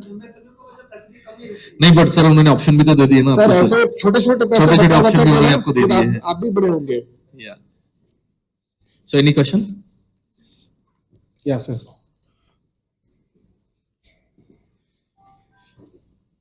Actually, myself, Prakash Bhojwani, and I'm representing EGS Private Limited. Okay. So one thing only on the example which you have shown here for 52 weeks and banking days and all, okay, where we can park the ideal fund on holidays. Yes. Okay.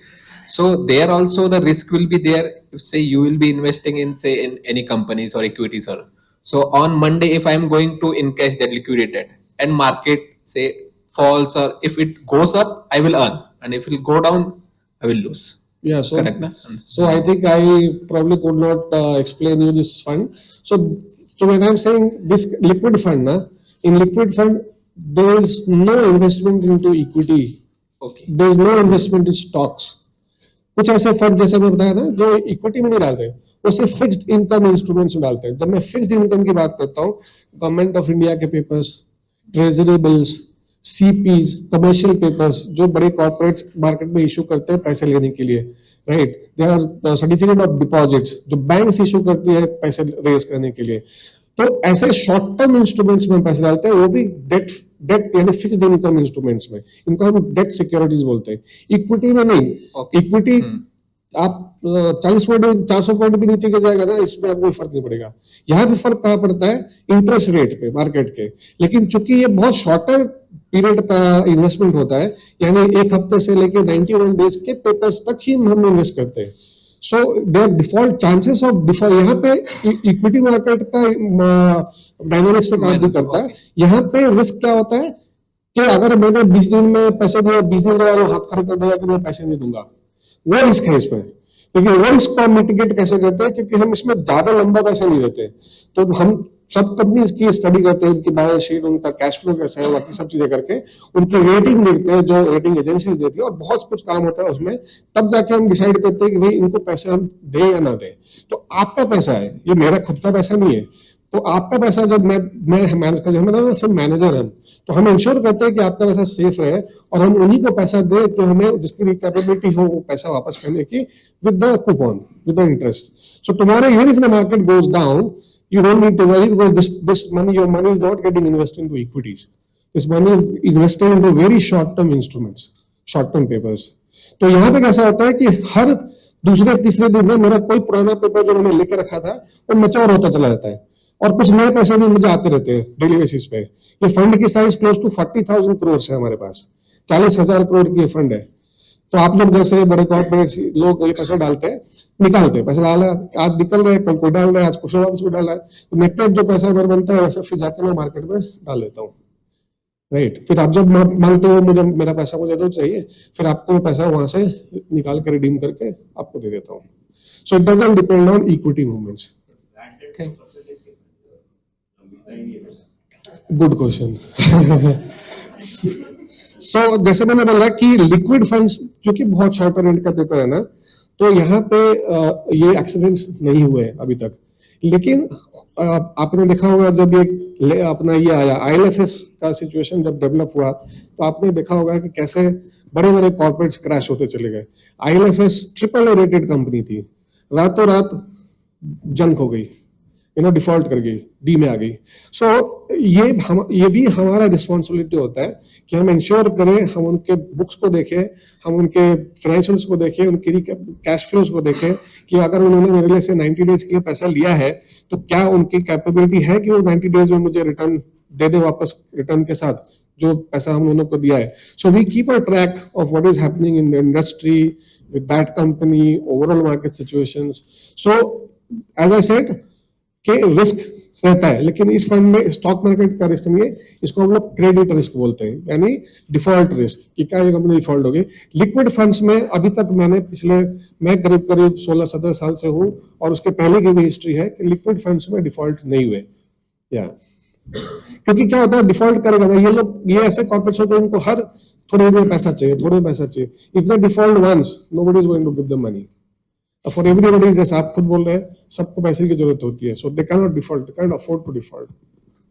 So chances of default are less in such kind of product because we are giving money for a very, very short period of time to them.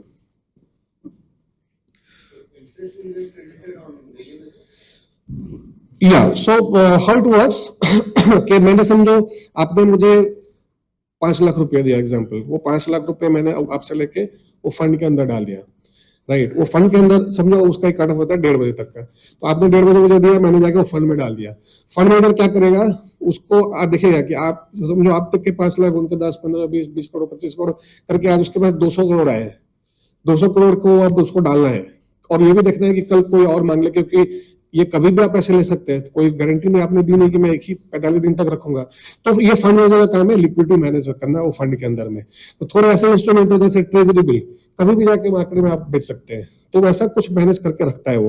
तो अगर कल आपने उनसे पैसे मांगे, तो ये क्या होता है कि सारे जो मैंने पेपर्स डाल रखे हैं ना, इनकी हर दिन कुछ इंटरेस्ट कूपन होता है, जैसे FD में इंटरेस्ट रेट होता है, तो यहाँ पे कूपन होता है पेपर के ऊपर कि ये पेपर 7% का कूपन दे रहा है।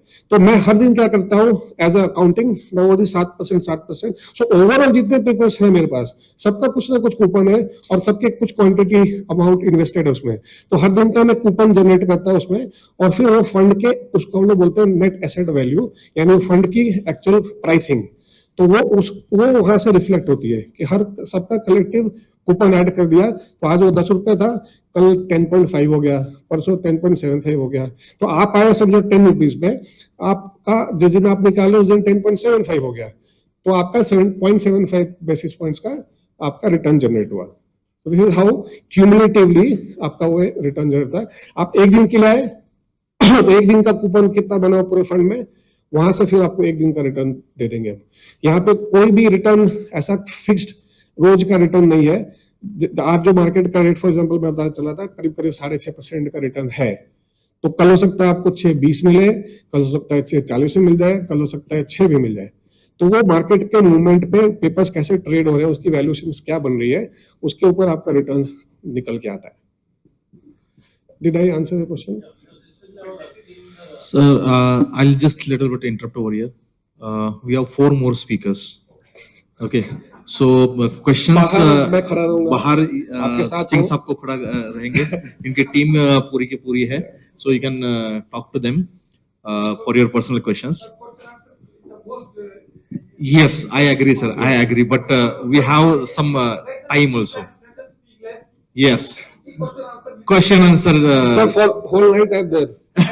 As long as you are there, I can come to your home also. Thank you, sir. Thank you. So good interaction with the speakers. So I'll thank you dignitaries on the dais. Thank you very much. It's a good interactive session. And आगे भी हमारे 4 speakers और हैं. So I'll thanks once again them and I'll ask them to occupy the seats and. So ये जो चारों जो speakers है, मुझे लगता है you should hear them without leaving your chair. आगे का 1 घंटा मिनिमम, मैक्सिमम आपकी जितनी कैपेसिटी है उतनी. So Ankur is talking about the role of the NSIC for the development of manufacturing and exporters. How you can uh, enroll or for the NSIC registration, and how you can market your product into the PSUs and all the corporates. Shiladitya Chaudhary, he is a very good person, very good speaker, vast experience.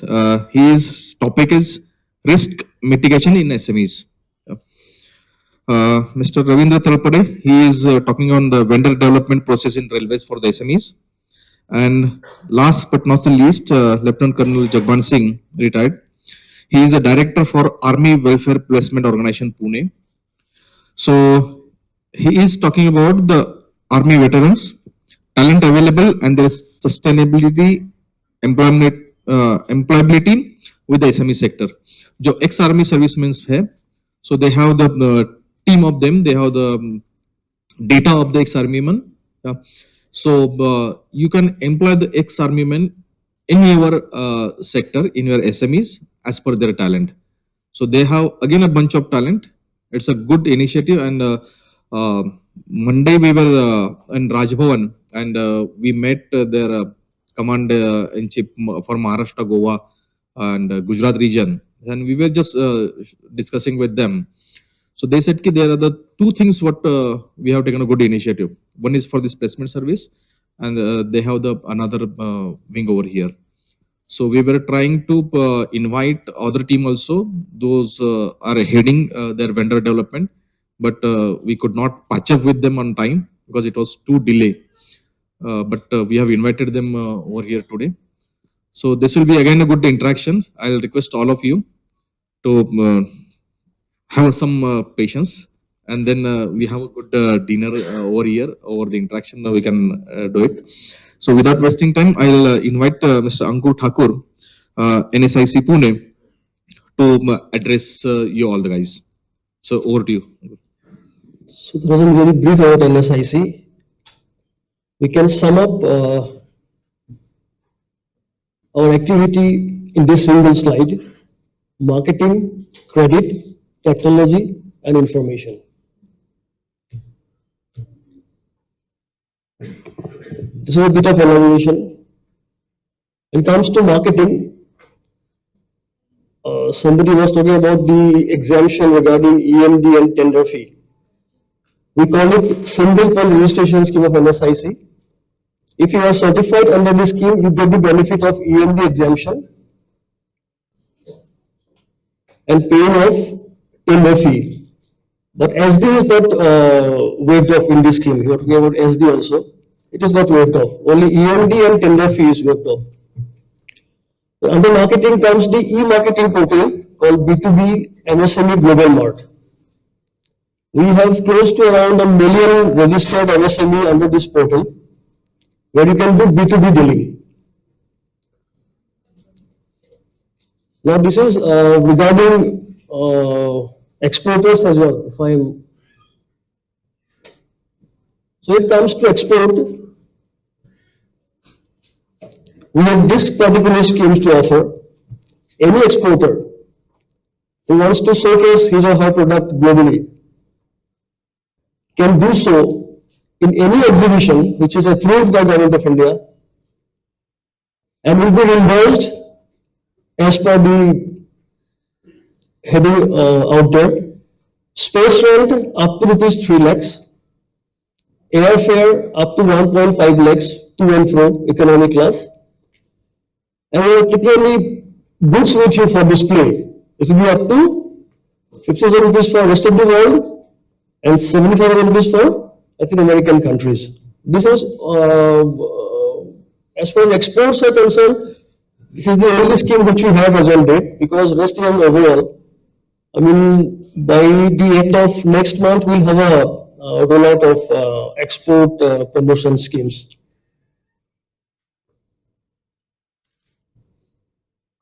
Coming back to credit, we provide short-term credit for procurement of raw material.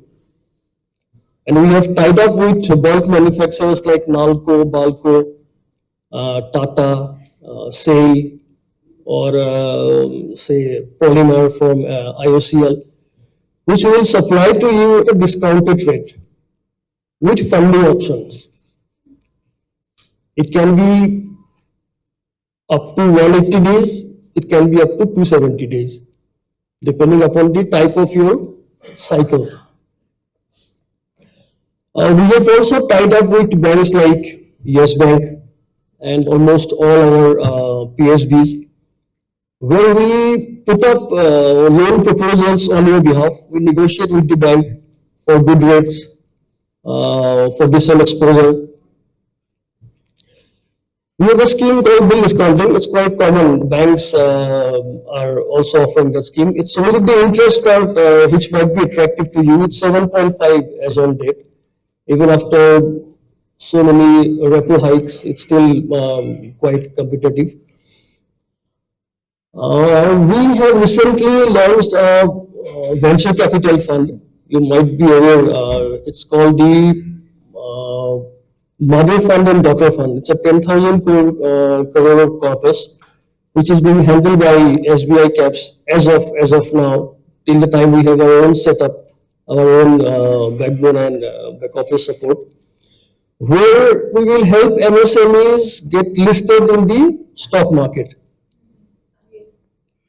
It's a 10,000 crore corpus as of now, going to 50,000 crore.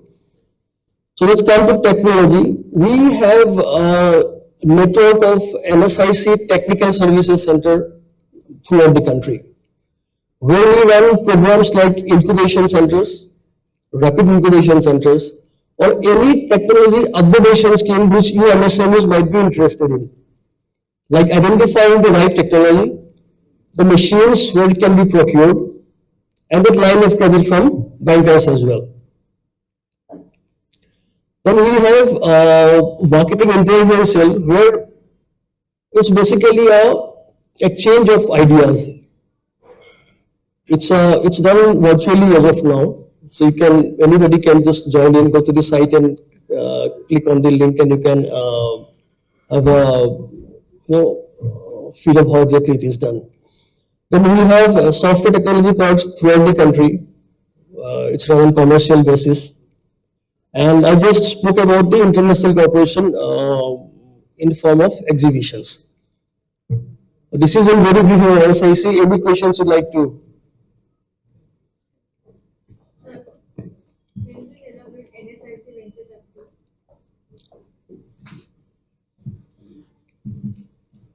If anybody wants to get listed in the stock exchange, you have to navigate through a lot of process and when you are in the stock market, it's very important that your minimal number of stocks should be subscribed, then only you can be listed. Yes. So what NSIC does, through this VC fund, we will at least guarantee the minimum subscription. We will stay invested for 5 long years, and once you're up to a certain level, then we will exit. This is what, as of now, it's still evolving. My company is running for last 42 years, but why you are extending this certificate for only 2 years? It's too less time. MSME registration is only for 2 years. They pass, we don't know, but sometimes the time is passed and we have to take everything. See Understood. See what happens, that certification contains two portions. One is the store details, the technical expertise. The second is the financial details. That keeps changing every year. It is not static. You have to submit a fresh set of documents, your balance sheet, your CS certificate. They will revise the limit. The reason is why we keep on asking for new documents every 2 years. It's a cumbersome process, sir. In fact, if we don't want to increase our limit, you must keep It's not about your wish or not. It's the policy. It's the requirement of the PSUs, the buying departments. Actually, sir, that can be Sir, let him continue. Let him continue, sir. Please. No, it's okay. I mean, let's make it interactive. One last question. If anybody has a question.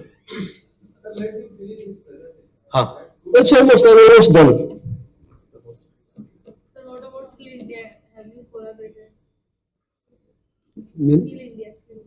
No, it's a different department altogether. It's a different ministry altogether. It's a different program. It's a different program. What is happening in Skill India is that they're enrolling private institutes and they are skilling. I mean, it's a program which was supposed to run till 2020 only. Ours is a permanent setup. It's been there since last 60 years. What type of support are you providing through this particular program? It's an end-to-end support, along with bank funding, marketing support as well. We run certain programs. For example, NTSC Hyderabad specializes in lock making.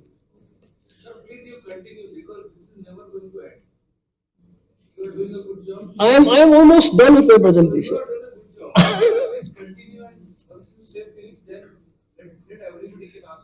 No, I'm done. I'm done. Yeah, it's done. Yeah, that's the most important part. I need it, that's why I'm asking you. See,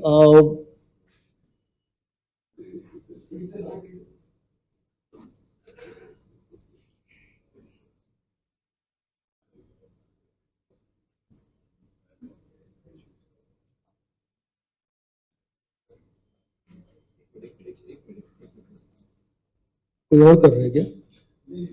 last slide पे ले जाओ आप, वहां से कर सकते हो तो. Well, this is something which if we don't sit across the table and discuss, ये स्कीम का कोई मतलब नहीं है. तो आपको ऑफिस आना ही पड़ेगा. मैं घर नहीं जा सकता. Sorry. You will have to come to my office. Please give a call before coming. That's my phone number. We are based in Swargate. Just walk into my office. We'll have a chat. और फिर जो भी है fruitful कुछ निकलेगा उसमें ना. Definitely. So, thank you very much, sir. Thank you for the good presentation. Now I'll invite Mr. Shiladitya Chaudhary, President, Emerging Corporates, Neo Group, to talk on the risk mitigation in SME sector. Over to you, sir. Thank you so much, Mr. Mahesh, and a very good evening to all the dignitaries, ladies and gentlemen. Thank you. So, in fact, in the beginning, Mr. Mahesh has referred me that even during this introductory session also, he said that I'm a good speaker. I don't know whether I'm a good speaker, but it's been a very informative and interactive session. And in fact, honestly speaking, the interaction that we have been observing during the last presentations about the liquid funds, about the schemes that Yes Bank is coming and the NSIC, it was really informative, and I think a lot of learnings we are going to take away from this session. So basically, I'm an insurance professional, general insurance professional for last 22 years, and I'm representing this group which is known as Neo Group, and this is basically a group which is founded by this 5 gentlemen who are, you can see their qualifications. They're all from IIMs, our premier B schools in India, and they're having good amount of experience in wealth management and asset management. And the new venture that we are coming up is with an insurance firm, that is composite insurance firm, which will have general insurance, life insurance, and reinsurance as well. So since the topic that has been given to me is risk mitigation for SMEs, so I would like to talk about just have a look in this particular slide. Not too much of data I will kind of trouble you with, because now it is almost we're approaching the dinner time. So see here in this first table right hand side, this is the percentage of GDP in general insurance. Non-life means general insurance. where, it is just 1% of the GDP in India, which is general insurance penetration as on date, which is quite less. So we have a lot of opportunities if we talk from the side of the insurance. And in general insurance, we have certain products which are very much useful for the MSMEs. So we have been talking about, basically, you see, like my fellow speaker was talking about mutual funds are subject to market risk. So वैसे insurance में भी लिखा रहता है, insurance is a subject matter of solicitation. How many of you have seen it? Almost, I think all of us, we have seen that insurance is a subject matter of solicitation. So personally, I feel that insurance is a subject matter of solution. So when we think from that angle, it does not come to us that something like it is a compulsion. I think many of you in SMEs, you have seen defaults or delay payments from your distributors, your wholesalers. So do you know there is a product in insurance, in general insurance, which can give you a coverage for this kind of defaults or delay in payments, in receivables from your, your distributors or your wholesalers. So any idea about this product? Anyone? Can you just say? Fine. So this is known as debtors insurance, or popularly known as trade credit insurance, where you are selling some goods or services, in fact, to your channel partners, your distributors or wholesalers, and there's a credit term of say 60 days, 90 days, and you don't get your money back, you don't get the receivables back from your distributors on time. So automatically it will hamper your working capital cycle. You may not be able to pay the installments to the bank, and then the account will slip into an NPA.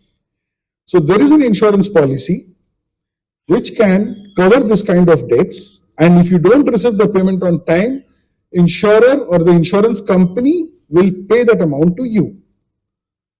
So, I mean, doesn't it sound as a very interesting product, which, I mean, normally in insurance, we know that there's a health insurance, there's a motor insurance, और factory के लिए एक fire insurance है, but we don't know about this kind of products कि trade credit insurance भी है, debtor insurance भी है, जो कोई डिफॉल्ट या डिले को भी कवर कर सकता है. मतलब आपको टाइमली पेमेंट मिल जाएगा इंश्योरेंस कंपनी से, and so that you can pay of your banker or your financial institutions, and you can run your business smoothly, unaffecting the working capital cycle.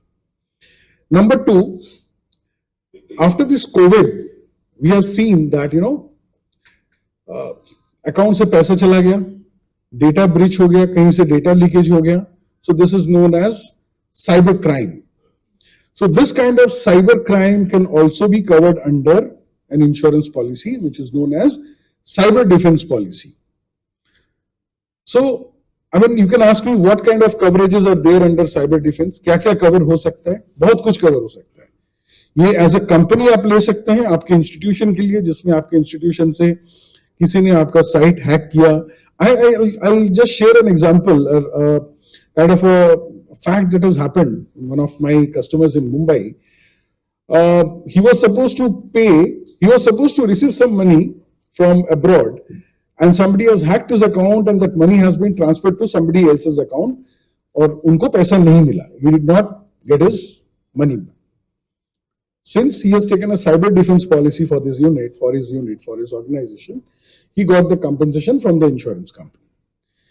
There are cyber policies to cover individuals also, like me, you, all of us. We can also take a cyber policy for ourselves, जिसके जरिए हमारा credit card fraud cover हो सकता है, जिसके जरिए हमारे internet banking से पैसा चला गया वो कवर हो सकता है, हमारे सोशल नेटवर्किंग साइट हैक करके किसी ने हमें हमारा गुडविल को खराब किया वो भी कवर हो सकता है.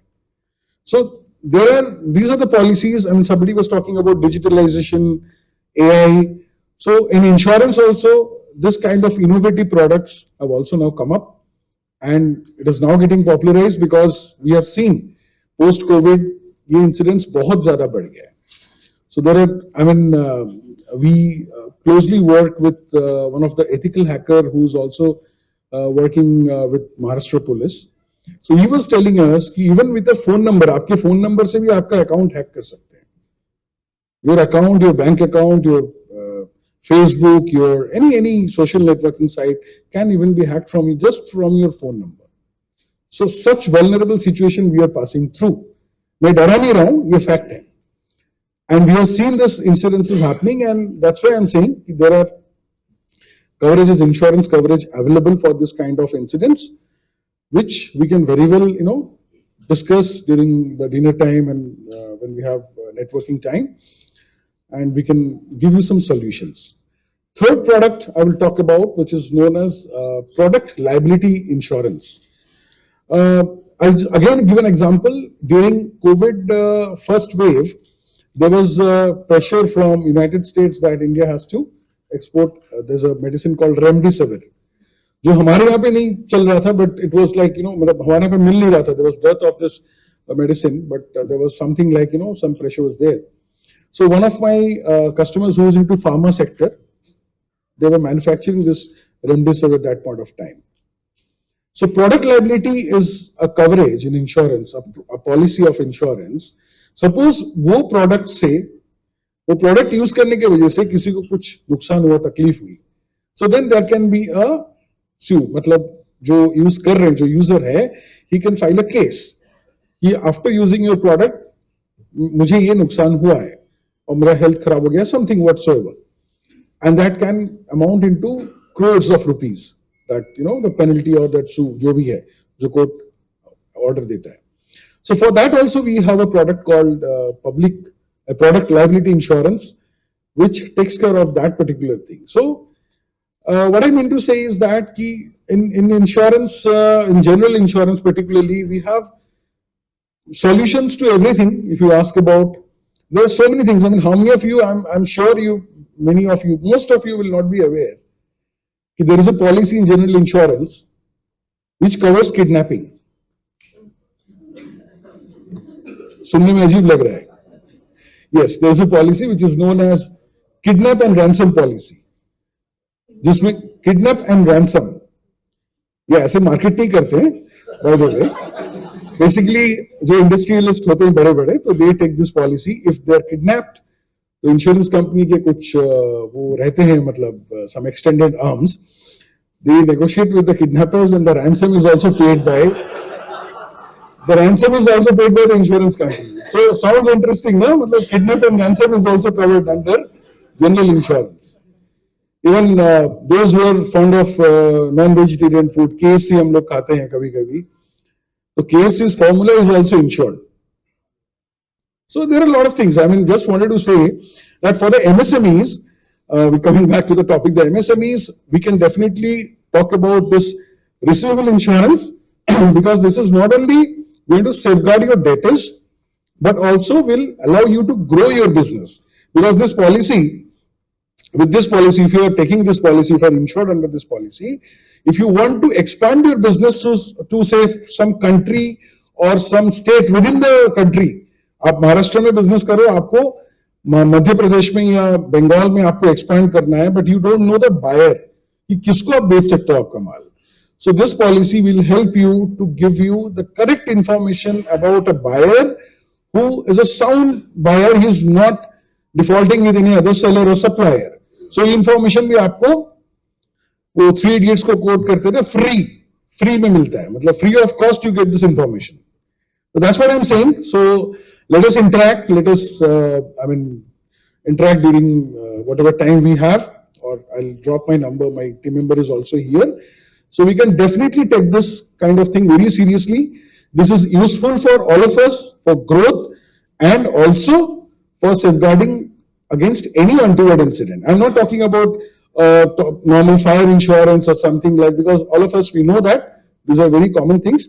So I just wanted to inform about this critical products which are nowadays very much popular and useful for us. So that's all from my side. If you have any question, you can ask me right now. These are the, we are present in, these are the branches that has been shown here. But right now we are present here to answer your queries, to talk to you, and whatever suggestions you want to give us, we are there for you. Thank you. Yeah, you want to ask something? Sir, for curiosity, how many products are for MSMEs? So if you talk, so general insurance, if you talk about MSMEs, 58 plus products are there. 58 in insurance, general insurance. So we are manufacturing equipment for the MRO industries to dismantle the aircraft engines and all. So we are supplying to US and Singapore as well. So in that, once we supplied the equipment, while taking out some parts from the engine, it may get fell down or it get damaged because of the product what we supplied. It is all tested and everything, but sometime accident may happen. So in that case, so can we have this kind of insurance which we supplied the equipment to the customers, because my direct customer is asking such type of insurance and he is giving the insured things to their customer. So same thing they want to pass on to me. So is it possible for this kind of insurance? So basically, it is a product liability kind of thing. yes, very much, because I told you I've given an example of that remdesivir drug. So that is also a product, and anything negative happens because of usage of that product can be covered under product liability. Apart from that, any accidental damage, you mentioned about some accident or something, is covered under a policy called transit insurance. So transit insurance, आप कुछ भी A point से B point में भेजते हो, shipment करते हो within the city, within the country, outside the country, तो that is covered under transit insurance and any mode of transport. So इसका नाम जो है popularly it is known as marine insurance. तो normally लोग ये सोचते हैं मरीन मतलब वो शिप के थ्रू जा रहे तो ही होगा. It's not like that. It is rail, road, air cargo, anything for that matter, any accidental damage, even not even accidental damage, आपने कहीं शिपमेंट किया, आपका जो मैन्युफैक्चर्ड गुड्स है वो कोई वेयर हाउस में रहा और वेयर हाउस में वो डैमेज हो गया, so even that is also covered in transit. एक वेयर हाउस से फिर वापस वो कहीं और जाएगा, तो वेयर हाउस में भी अगर वो खराब हो गया, डैमेज हो गया, so that can also be covered under this transit insurance policy. Thank you. Then what about individual person cyber policy? Yeah, we have that policy. If you are interested, you can discuss with us. Because I have faced that problem. So I have also faced that problem. I mean, some of you are using American Express card. उसका जो CVV है ना वो ऊपर रहता है 4 digit का.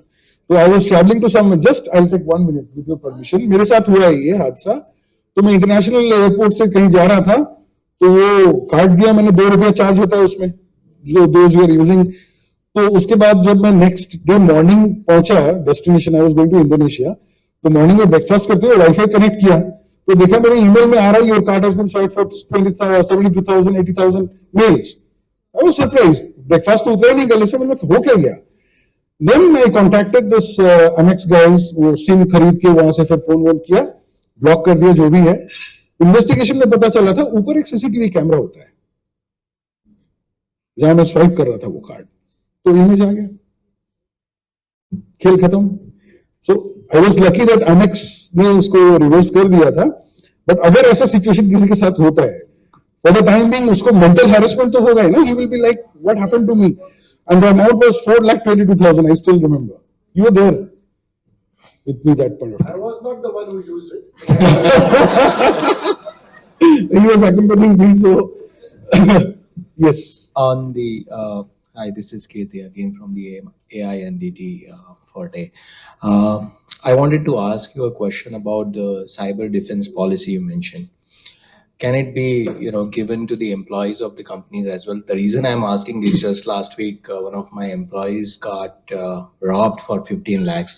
She got a loan disbursed in her account, and within half an hour, it was gone to 13, 14 different accounts. So it's a situation wherein, the individual employees are also asking if there is any insurance policies. So for the individual employees, we can give a cyber retail policy. And for the organization, we can give a cyber defense. So see, the coverages are different. Cyber defense covers the organization's, money or something, the security of an organization. And sorry, cyber retail covers individuals, security and all these things. So we can very well give it, cover it under cyber retail. So it's an individual policy, but cannot be clubbed into a corporate insurance policy. Is something that you can do. A group platform, you are saying. Your group cyber policy and the certificate of insurance can be issued to the employees. We can very well explore it. Possibility hai. Yes. Like we cover the employees under group medical policy. Yes, yes, yes. Insurance में सब कुछ possible है. जब kidnapping cover होता है तो बाकी भी पॉसिबल हो सकता है. सॉरी,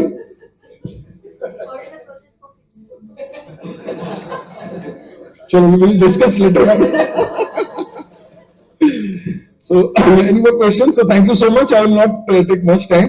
तो महेश जी डांटेंगे मुझे. So we'll meet during the dinner. I'm available and my team member Swapnil is also there. Okay. Useful information. You have saved lots of lives. Because I have faced that problem, that's why I know the importance of this. Yes, actually, in fact, COVID के time में हमने देखा था the way insurance, I mean, we fall under that क्या बोलते हैं उसको वो service, essential services. So we have seen that, hospitals में claim कराना because it was like, I've seen a person whose bill was 18 lakhs in a hospital in Delhi, 18 lakhs. Policy था, इसलिए मतलब, but policy was not covering, he has taken a policy of around 10 lakhs. 8 lakhs उनको कहीं से arrange करना पड़ा, but 10 lakhs company has settled. So that's what, I mean, we understood the importance of insurance from there. Okay, thank you so much.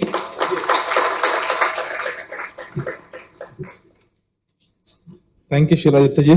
Thank you very much, and he's pretty much available here to discuss with you. And now I'll invite Mr. Ravindra Tarpade, ADMM Pune Zone Central Railway, to talk on the topic vendor development process in railways for SMEs. This is again a good topic to hear. So over to you, Ravindra ji. Good evening, everyone. I am assistant manager in materials management division in Indian Railways.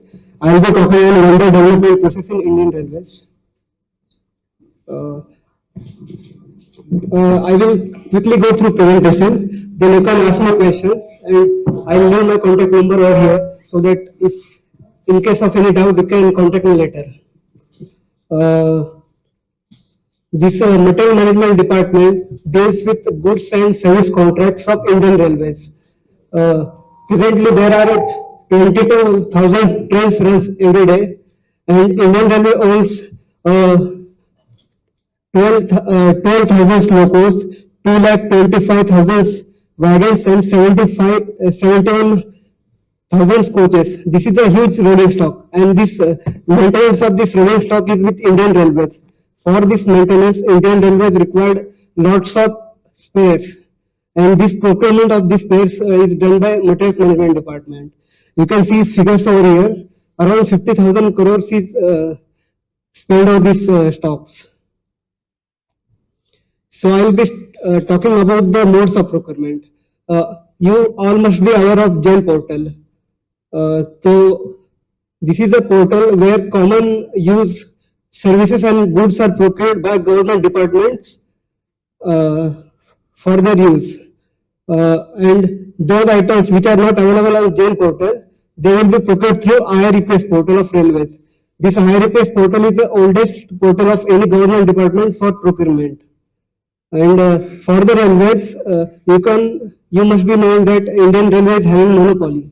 So the items required for railways are not general use; they are specifically for Indian Railways. So most of the procurement of Indian Railways is being done through IRPS portal.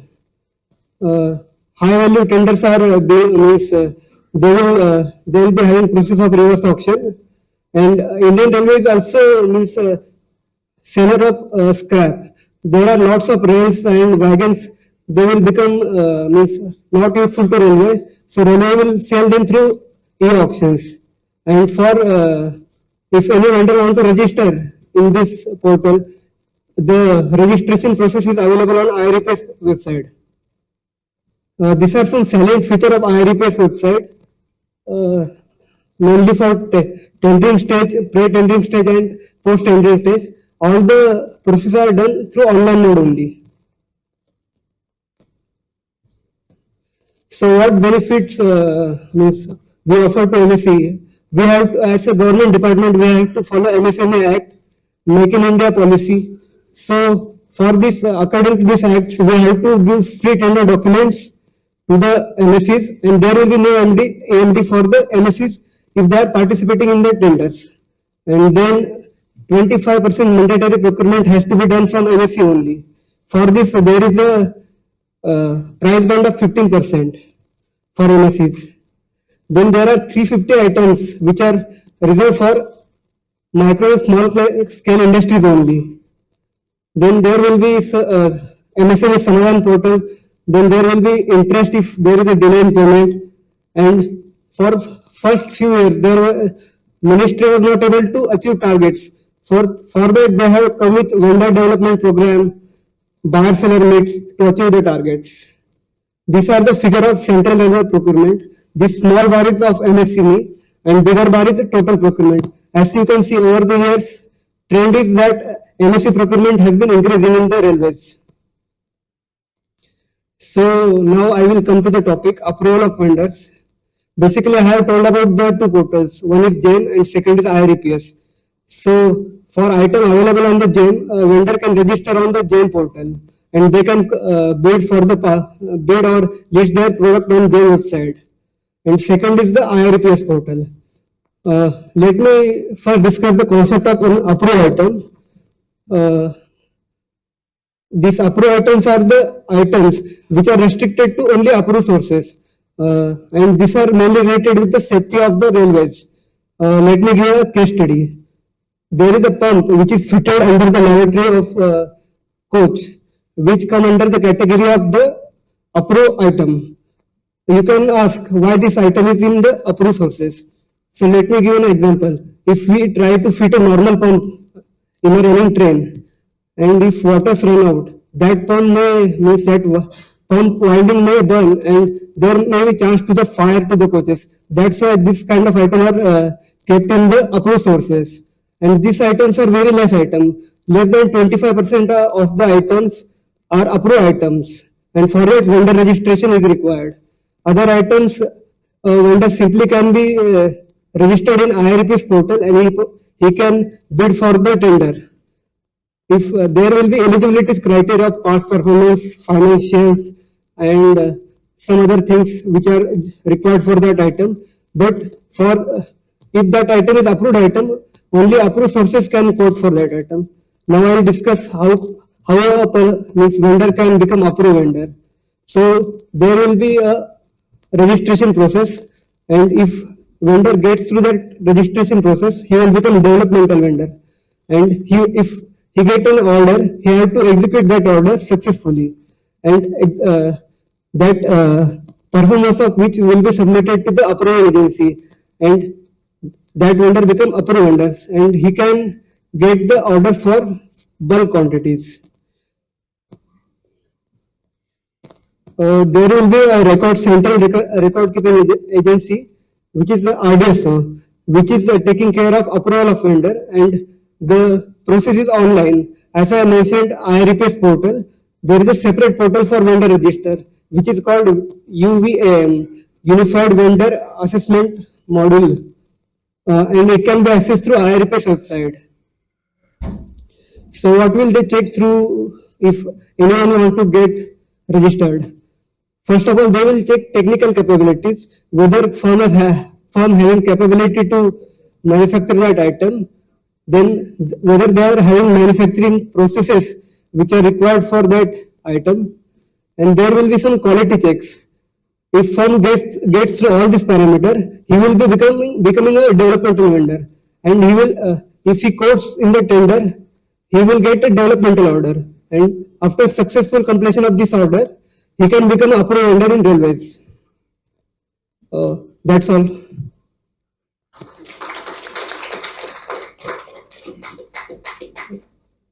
Any questions? So there is no EMD. There will be exemption for SME. For that purpose, they require to register under the NSIC. They can register under NSIC, then Udyog Aadhar, anything will do.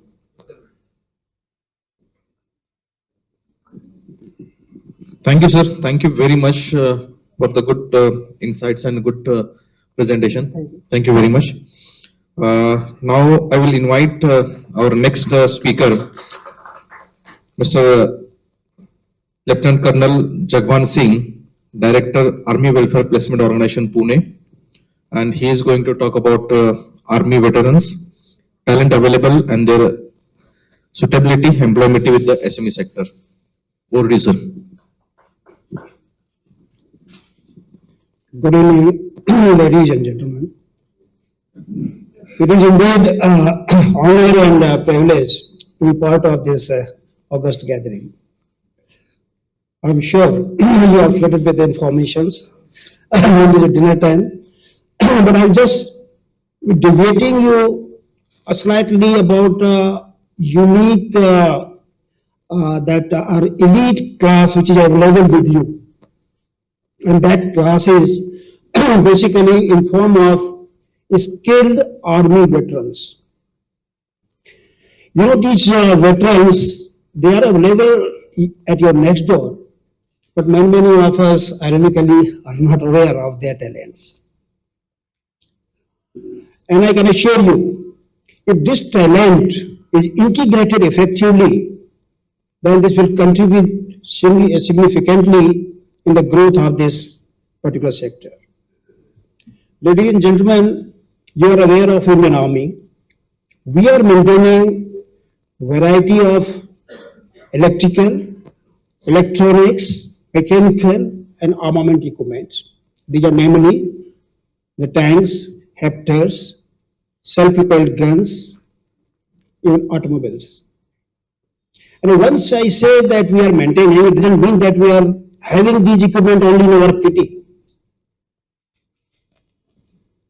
Once we are maintaining the equipment, what I mean, we always ensure that all these equipment remain war worthiness or in war readiness condition. And once we have to ensure it, means we have to do periodic preventive maintenance, corrective maintenance, and even overhauling of these equipment. And who does it? You know, the army is a self-sustained unit. We don't get anybody during war and all. Our boys, our workforce is doing everything. So what I mean to say, once we have to live with these equipment, we have to have a very skilled workforce. And we do maintain over this workforce. But ironically, ironies rather, that are this, you know, that we are maintaining the young army. Young army means we start retiring over this skilled workforce at the age of 30s and 40s, etc. So although they are skilled, but they are retired. And once they are retired, you know their fate. Many of you must be knowing that only these army personnel, they are fit only for admin and security. But I will just covering it to you how talented these boys are. Now, just to start with my presentation, I will just start with the certain quotes.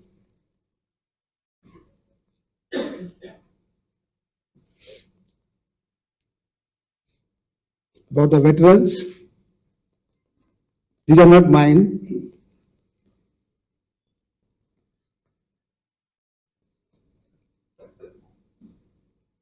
I think it is correct. See, without soldiers would be like a god without his angels. And the last but not the least, you see, if you are really interested in getting work done, better you hire a veteran. Now, see, coming to the topic of why one should go for army veterans. Certain things I'd like to tell you. You know, these gentlemen, when they retire, immediately after retirement, they all are registered at a central place. So registered means, what I mean to say that whatever skill or talent is available of the retiring person, it is available at the central place. So one need not to run around here and there. Second is about the pan-India presence. No, you must be having your SBUs, Strategic Business Unit, pan-India. We have got our these skilled people which are available pan-India and can be utilized effectively any when and where required by you. Then single point contact. There are not number of agencies that particular for that state you have to go there, other state. Only there is a one point contact agency which I shall be sharing with you, and these people will be available whenever required by you.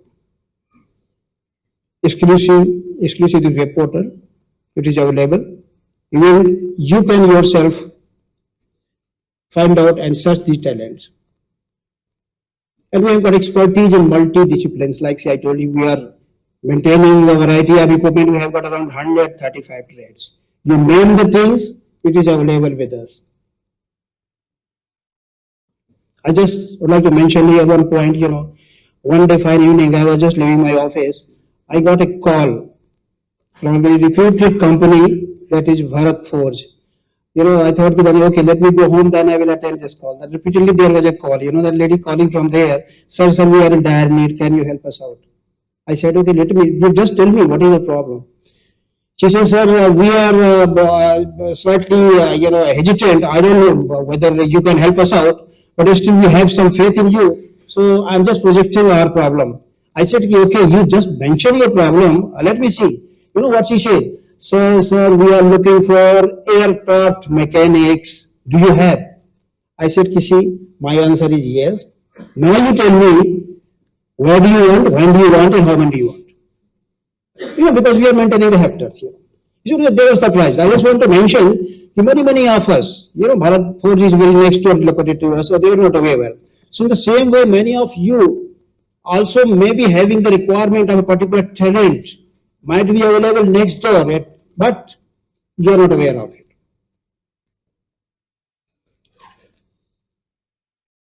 Skilled and well-trained manpower is readily available and ready to cook. When I go to the industries, always I mention this thing. I say, you just don't look for a particular only quality that, okay, I am looking for a veteran, jo mera yahi kaam kar de. Our boys, they are trained for the varieties of roles. They get posted from one place to another place, and they take on different roles. What I mean to say, they are master of all, may not be master of all, but jack of all. Means little bit training, little bit pull and push, I can assure you, they will deliver wonders.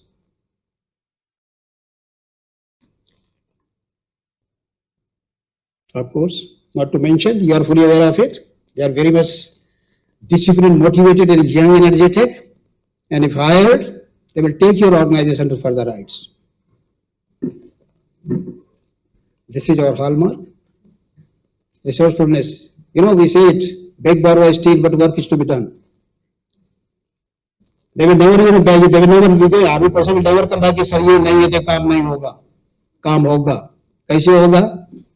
Your ingenuity. That condition, aware. The condition to work in extreme weathers and terrain. In a country, including weathers, starting from -40 to +40, +55, and even the difficult terrains.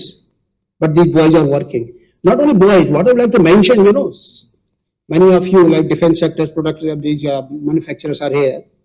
You have got one product, and that product, we have to use at -40 degree centigrade, and again at +55 degree centigrade. What is same? So like one of the speaker was telling you that there was innovation, it's not that easy. In saying it becomes easy, but once you maintain at high altitude at Siachen and the same equipment, which is you are using in the desert, it is very, very difficult. You find it is not even starting at times. But our boys are so skilled, so expert, they maintain that equipment and they ensure that equipment remains warworthy, even in a very, very inhospitable conditions. Now see, when I take this pan-India presence, in almost in all the states, we have got our presence. Our boys, when they are retiring, they get registers and they are available close to their hometowns. I can share the contact numbers of all these in any of us, and we are on the web port, so that can be. This is just basically web portal we have got. I'll just now certain important things I'd like to apprise you, which is of interest. So trade equivalence. Now first is supply chain management. Can anybody beat army in supply chain management? Let it be Siachen, let it be Leh-Ladakh, let it be in Bikaner, Barmer, all the places, you know. You name the things. Have you ever heard कि because of lack of supply कोई जवान भूखा मर गया या कोई हमारा equipment नहीं चला? Have you ever heard? Never you hear. Well tested supply chain management. Inventory management, inventory control. You know, friends, you sitting in Pune and Mumbai, you are sitting in heaven. You can work with a zero inventory. But do you think with a zero inventory you can work in Siachen and Leh-Ladakh? Our lead time becomes 3 to 4 months.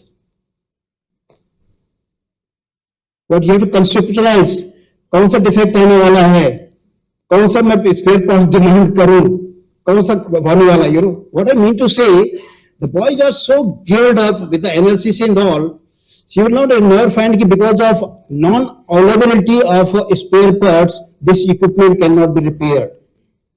They are so expert in inventory control.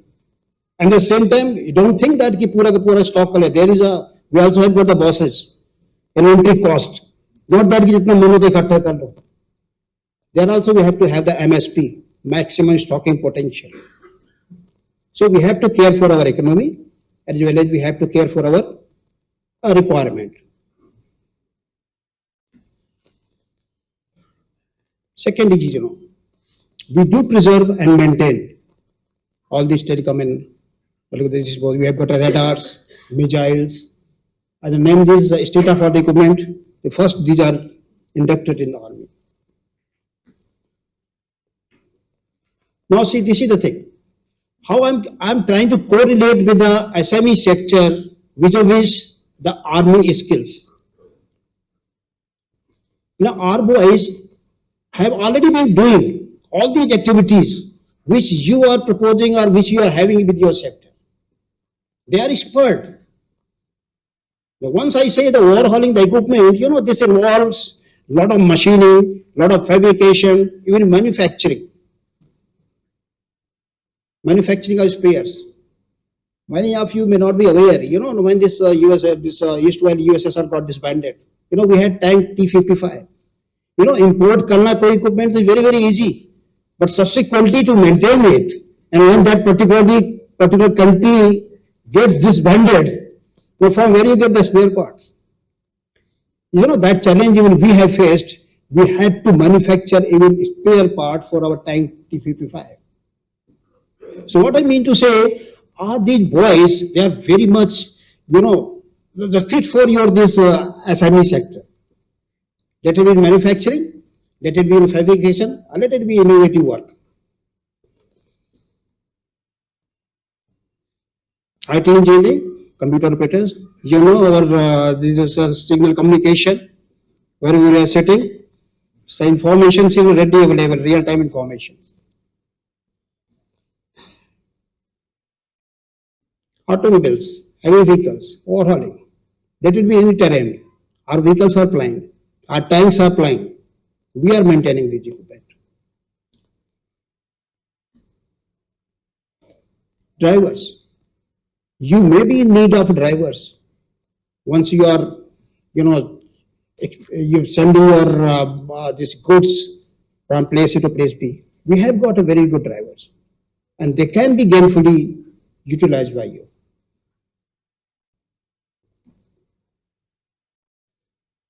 We have got the experts in project management. You know, they are constructing the roads, the Siachen, the Tibet, where you can't even imagine reaching there. Our boys are constructing the roads. Healthcare, medicals. You know, we are maintaining our workforce. Whenever they fall sick, whenever there is emergency, the people are readily available.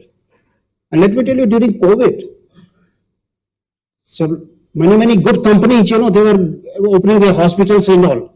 The unique requirement came to us. We want the nursing assistants. But everything is a limit, we have got. Whatever I had, I just handed over to the corporate. All the aspirants, those who are looking for the nursing assistant and all. Again, we got exhausted. Again, there was a demand. But we are resourceful. I told you. Again, when demand was there, then we looked for who else can do these type of duties. Then we found, yes, our boys, they have, some of them, they have done the first aid duties. Nursing cadre, they have done. All these people, again. So we were able to, the requirement or the national requirement or whoever wanted it. And we provided them the manpower. We never told them, we don't have nursing assistant.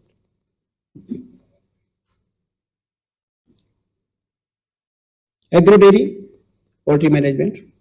Our boys are even post-retirement, they are into it. And in fact, I am very glad to attend this forum today.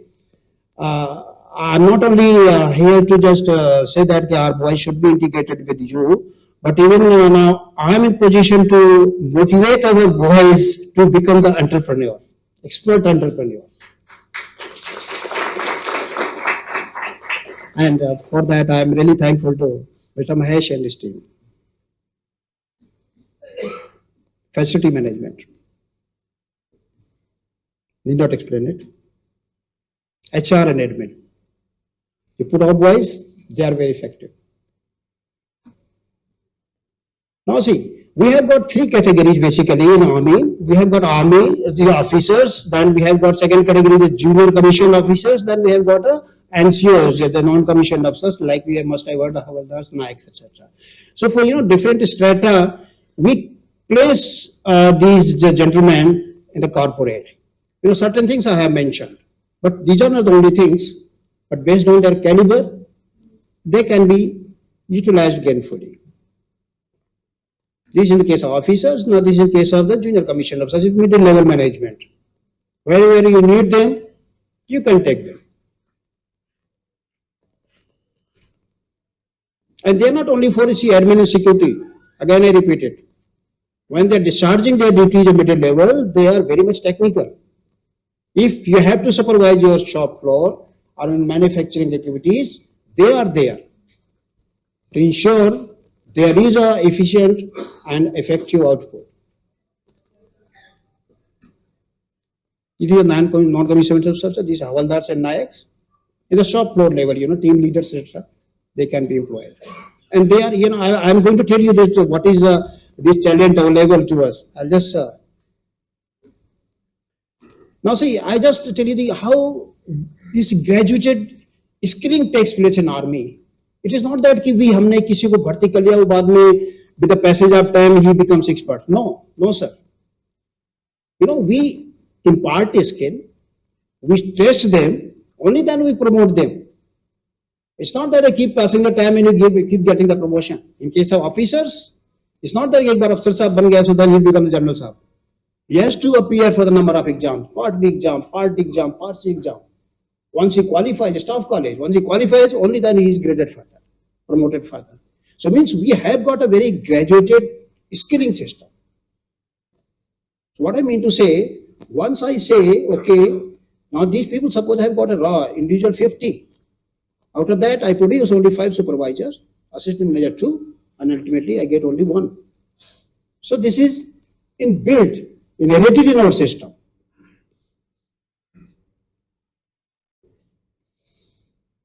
Now coming to the crux.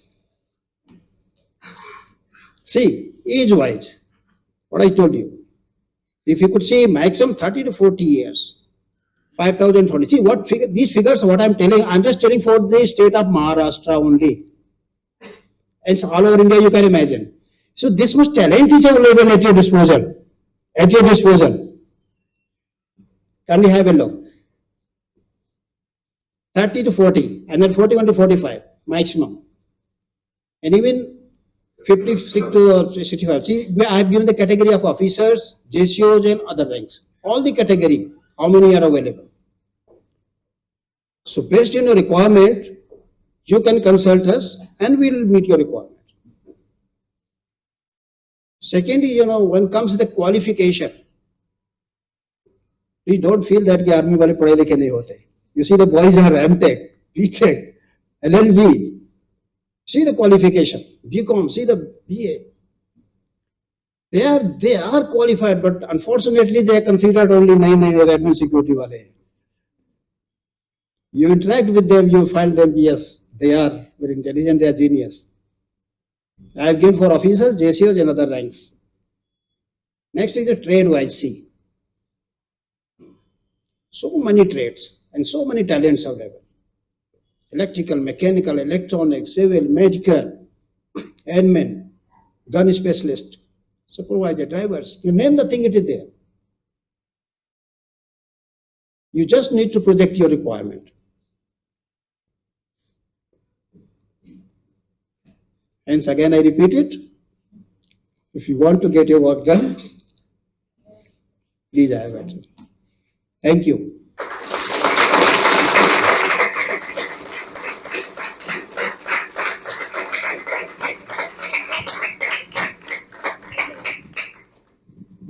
Yeah.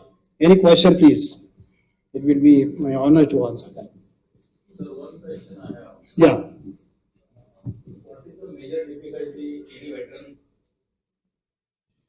What is the major difficulty any veteran face when he try to adapt himself from army culture to the private industry culture?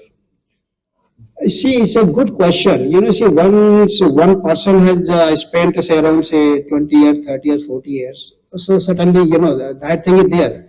But I can assure you, after some time and all, they get accustomed very soon.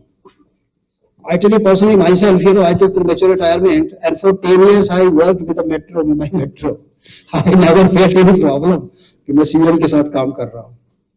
So होता है थोड़ा बहुत, I do understand, accept it, but I can assure you, these boys, they have got adjustability, very soon that they get adjusted themselves. And the main thing, even you must have noticed, even they might be even senior in age and all, but their managers might be junior in age, but still they get accustomed. We tell them, you forget about your age factors and all. Once you are boss, he's a boss is boss. So they do that, yeah. Other part of the same question is, as an industrialist, if we want to hire the veteran, so what care we need to take so that veteran will get suitable, get suited in our environment as early as possible? See, it's nothing else but I can interact with you. If there are certain problems or there, otherwise I don't see any problem. Not many industrialists they are coming, and I keep going to them. The people are coming and then they're with the not many. I've not the slide. Otherwise, I show you. In lot of industries, the boy in the industry now, our boys are there. Sir, it's backed by government or private organization? Pardon? It's backed by government or private organization? It is a government organization. Okay, because this online information is not available. This, it is, we are affiliated to our army headquarters. We have got our AG's branch, Adjutant General branch. So we are part of that. Okay, sir, website is exarmynokri.com? Correct, yeah. Okay, but unfortunately, I have shared my account, and in case of any problems, you can always contact with me. Yeah. Unfortunately, it is not working now. Yeah, I'll let you know. Yeah, anything else? How many of them are entrepreneurs as of now? Do you have any data? A very good question. Like, see, somebody mentioned about the budget and all. We have got the NCDC, NCD National Cooperative Defense Corporation. So they are coming in a big way to support the ex-servicemen. And we have opened 5 FPOs, the Farmer Product Organization. And in there, around 100 people are there. They form their cooperatives, and then they are financed by the government, and they are given the grant, subsidies, get the loan also at the subsidized rate. And there are a number of entrepreneurs. And if you ask me frankly, I do encourage that they must become the entrepreneur, and they are coming forward. I always say that be your own bosses. You have served for so long. Why again you want to be the employee or to have somebody as a boss? You be your boss. We are encouraging them, and they are coming forward. Thank you. Thank you. Okay, ladies and gentlemen, thank you very much for the patient hearing. Thank you sir, thank you very much. जब भी हमारी Monday को बात हो रही थी तब एक इमीडिएट थॉट ऐसा आ गया कि why don't we offer them a one time slot in our Pune event, and immediately they also acted very fastly, and this happens this on this day. Sir, I am proudly want to say to you that I am also ex-army man's son. So my father was in army for 18 years, and आज जो discipline in life है, because of him we have the discipline in life. So thanks to these guys. Any other question to the panelists? बहुत अच्छा है इसमें सबका address phone number से अगर आप डाल दोगे ना तो बार-बार आप एक सिंपल मेल भेजिए जिसका प्रेजेंटेशन, जिसका एड्रेस आपको चाहिए, आपको मिल जाएगा। सबका चाहिए तो सबका भेज दीजिए। आप भी थोड़ा काम कर लीजिए, हम भी थोड़ा काम करेंगे, सब कुछ रेडी नहीं मिलेगा।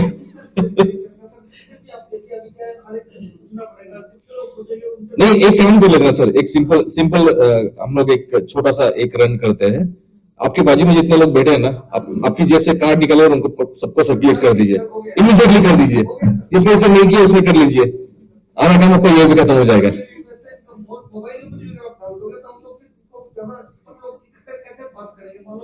सब लोग मेंबर बन जाइए, सब लोग मेल भेजिए, you will get the answer. जो भी मेंबर नहीं है वो मेंबर बन जाइए। जो भी आपको जैसे मैंने पहले भी कहा था कि आज के सेशन के लिए कुछ लोगों ने कहा था कि भाई हमें यहाँ पे इंफॉर्मेशन चाहिए, ये वेंडर डेवलपमेंट करना है या यहाँ पे हमको कैसे रजिस्टर करना है, क्या करना है, तो we did that. Next future भी आपके जो भी कुछ क्वेश्चंस रहेंगे, जो भी आपको इंफॉर्मेशन चाहिए रहेगी, you become a member with the chamber, and we will try to solve all your queries. We will try to give you as much and updated knowledge to you. We will bring those expertise to you. So हाँ, एक बार retire हो जाता है आदमी तो उसके बाद में कुछ बिजनेस स्कीम्स लेके जस्ट लाइक एसएमई, क्योंकि उनको क्या है पूरा यंग एज तो उधर भी चला जाता है। So then after coming out of the army area, so later on they are interested to become the entrepreneur. Is it any scheme? Maybe I am not aware, or else can we adopt that scheme? Can we start that schemes?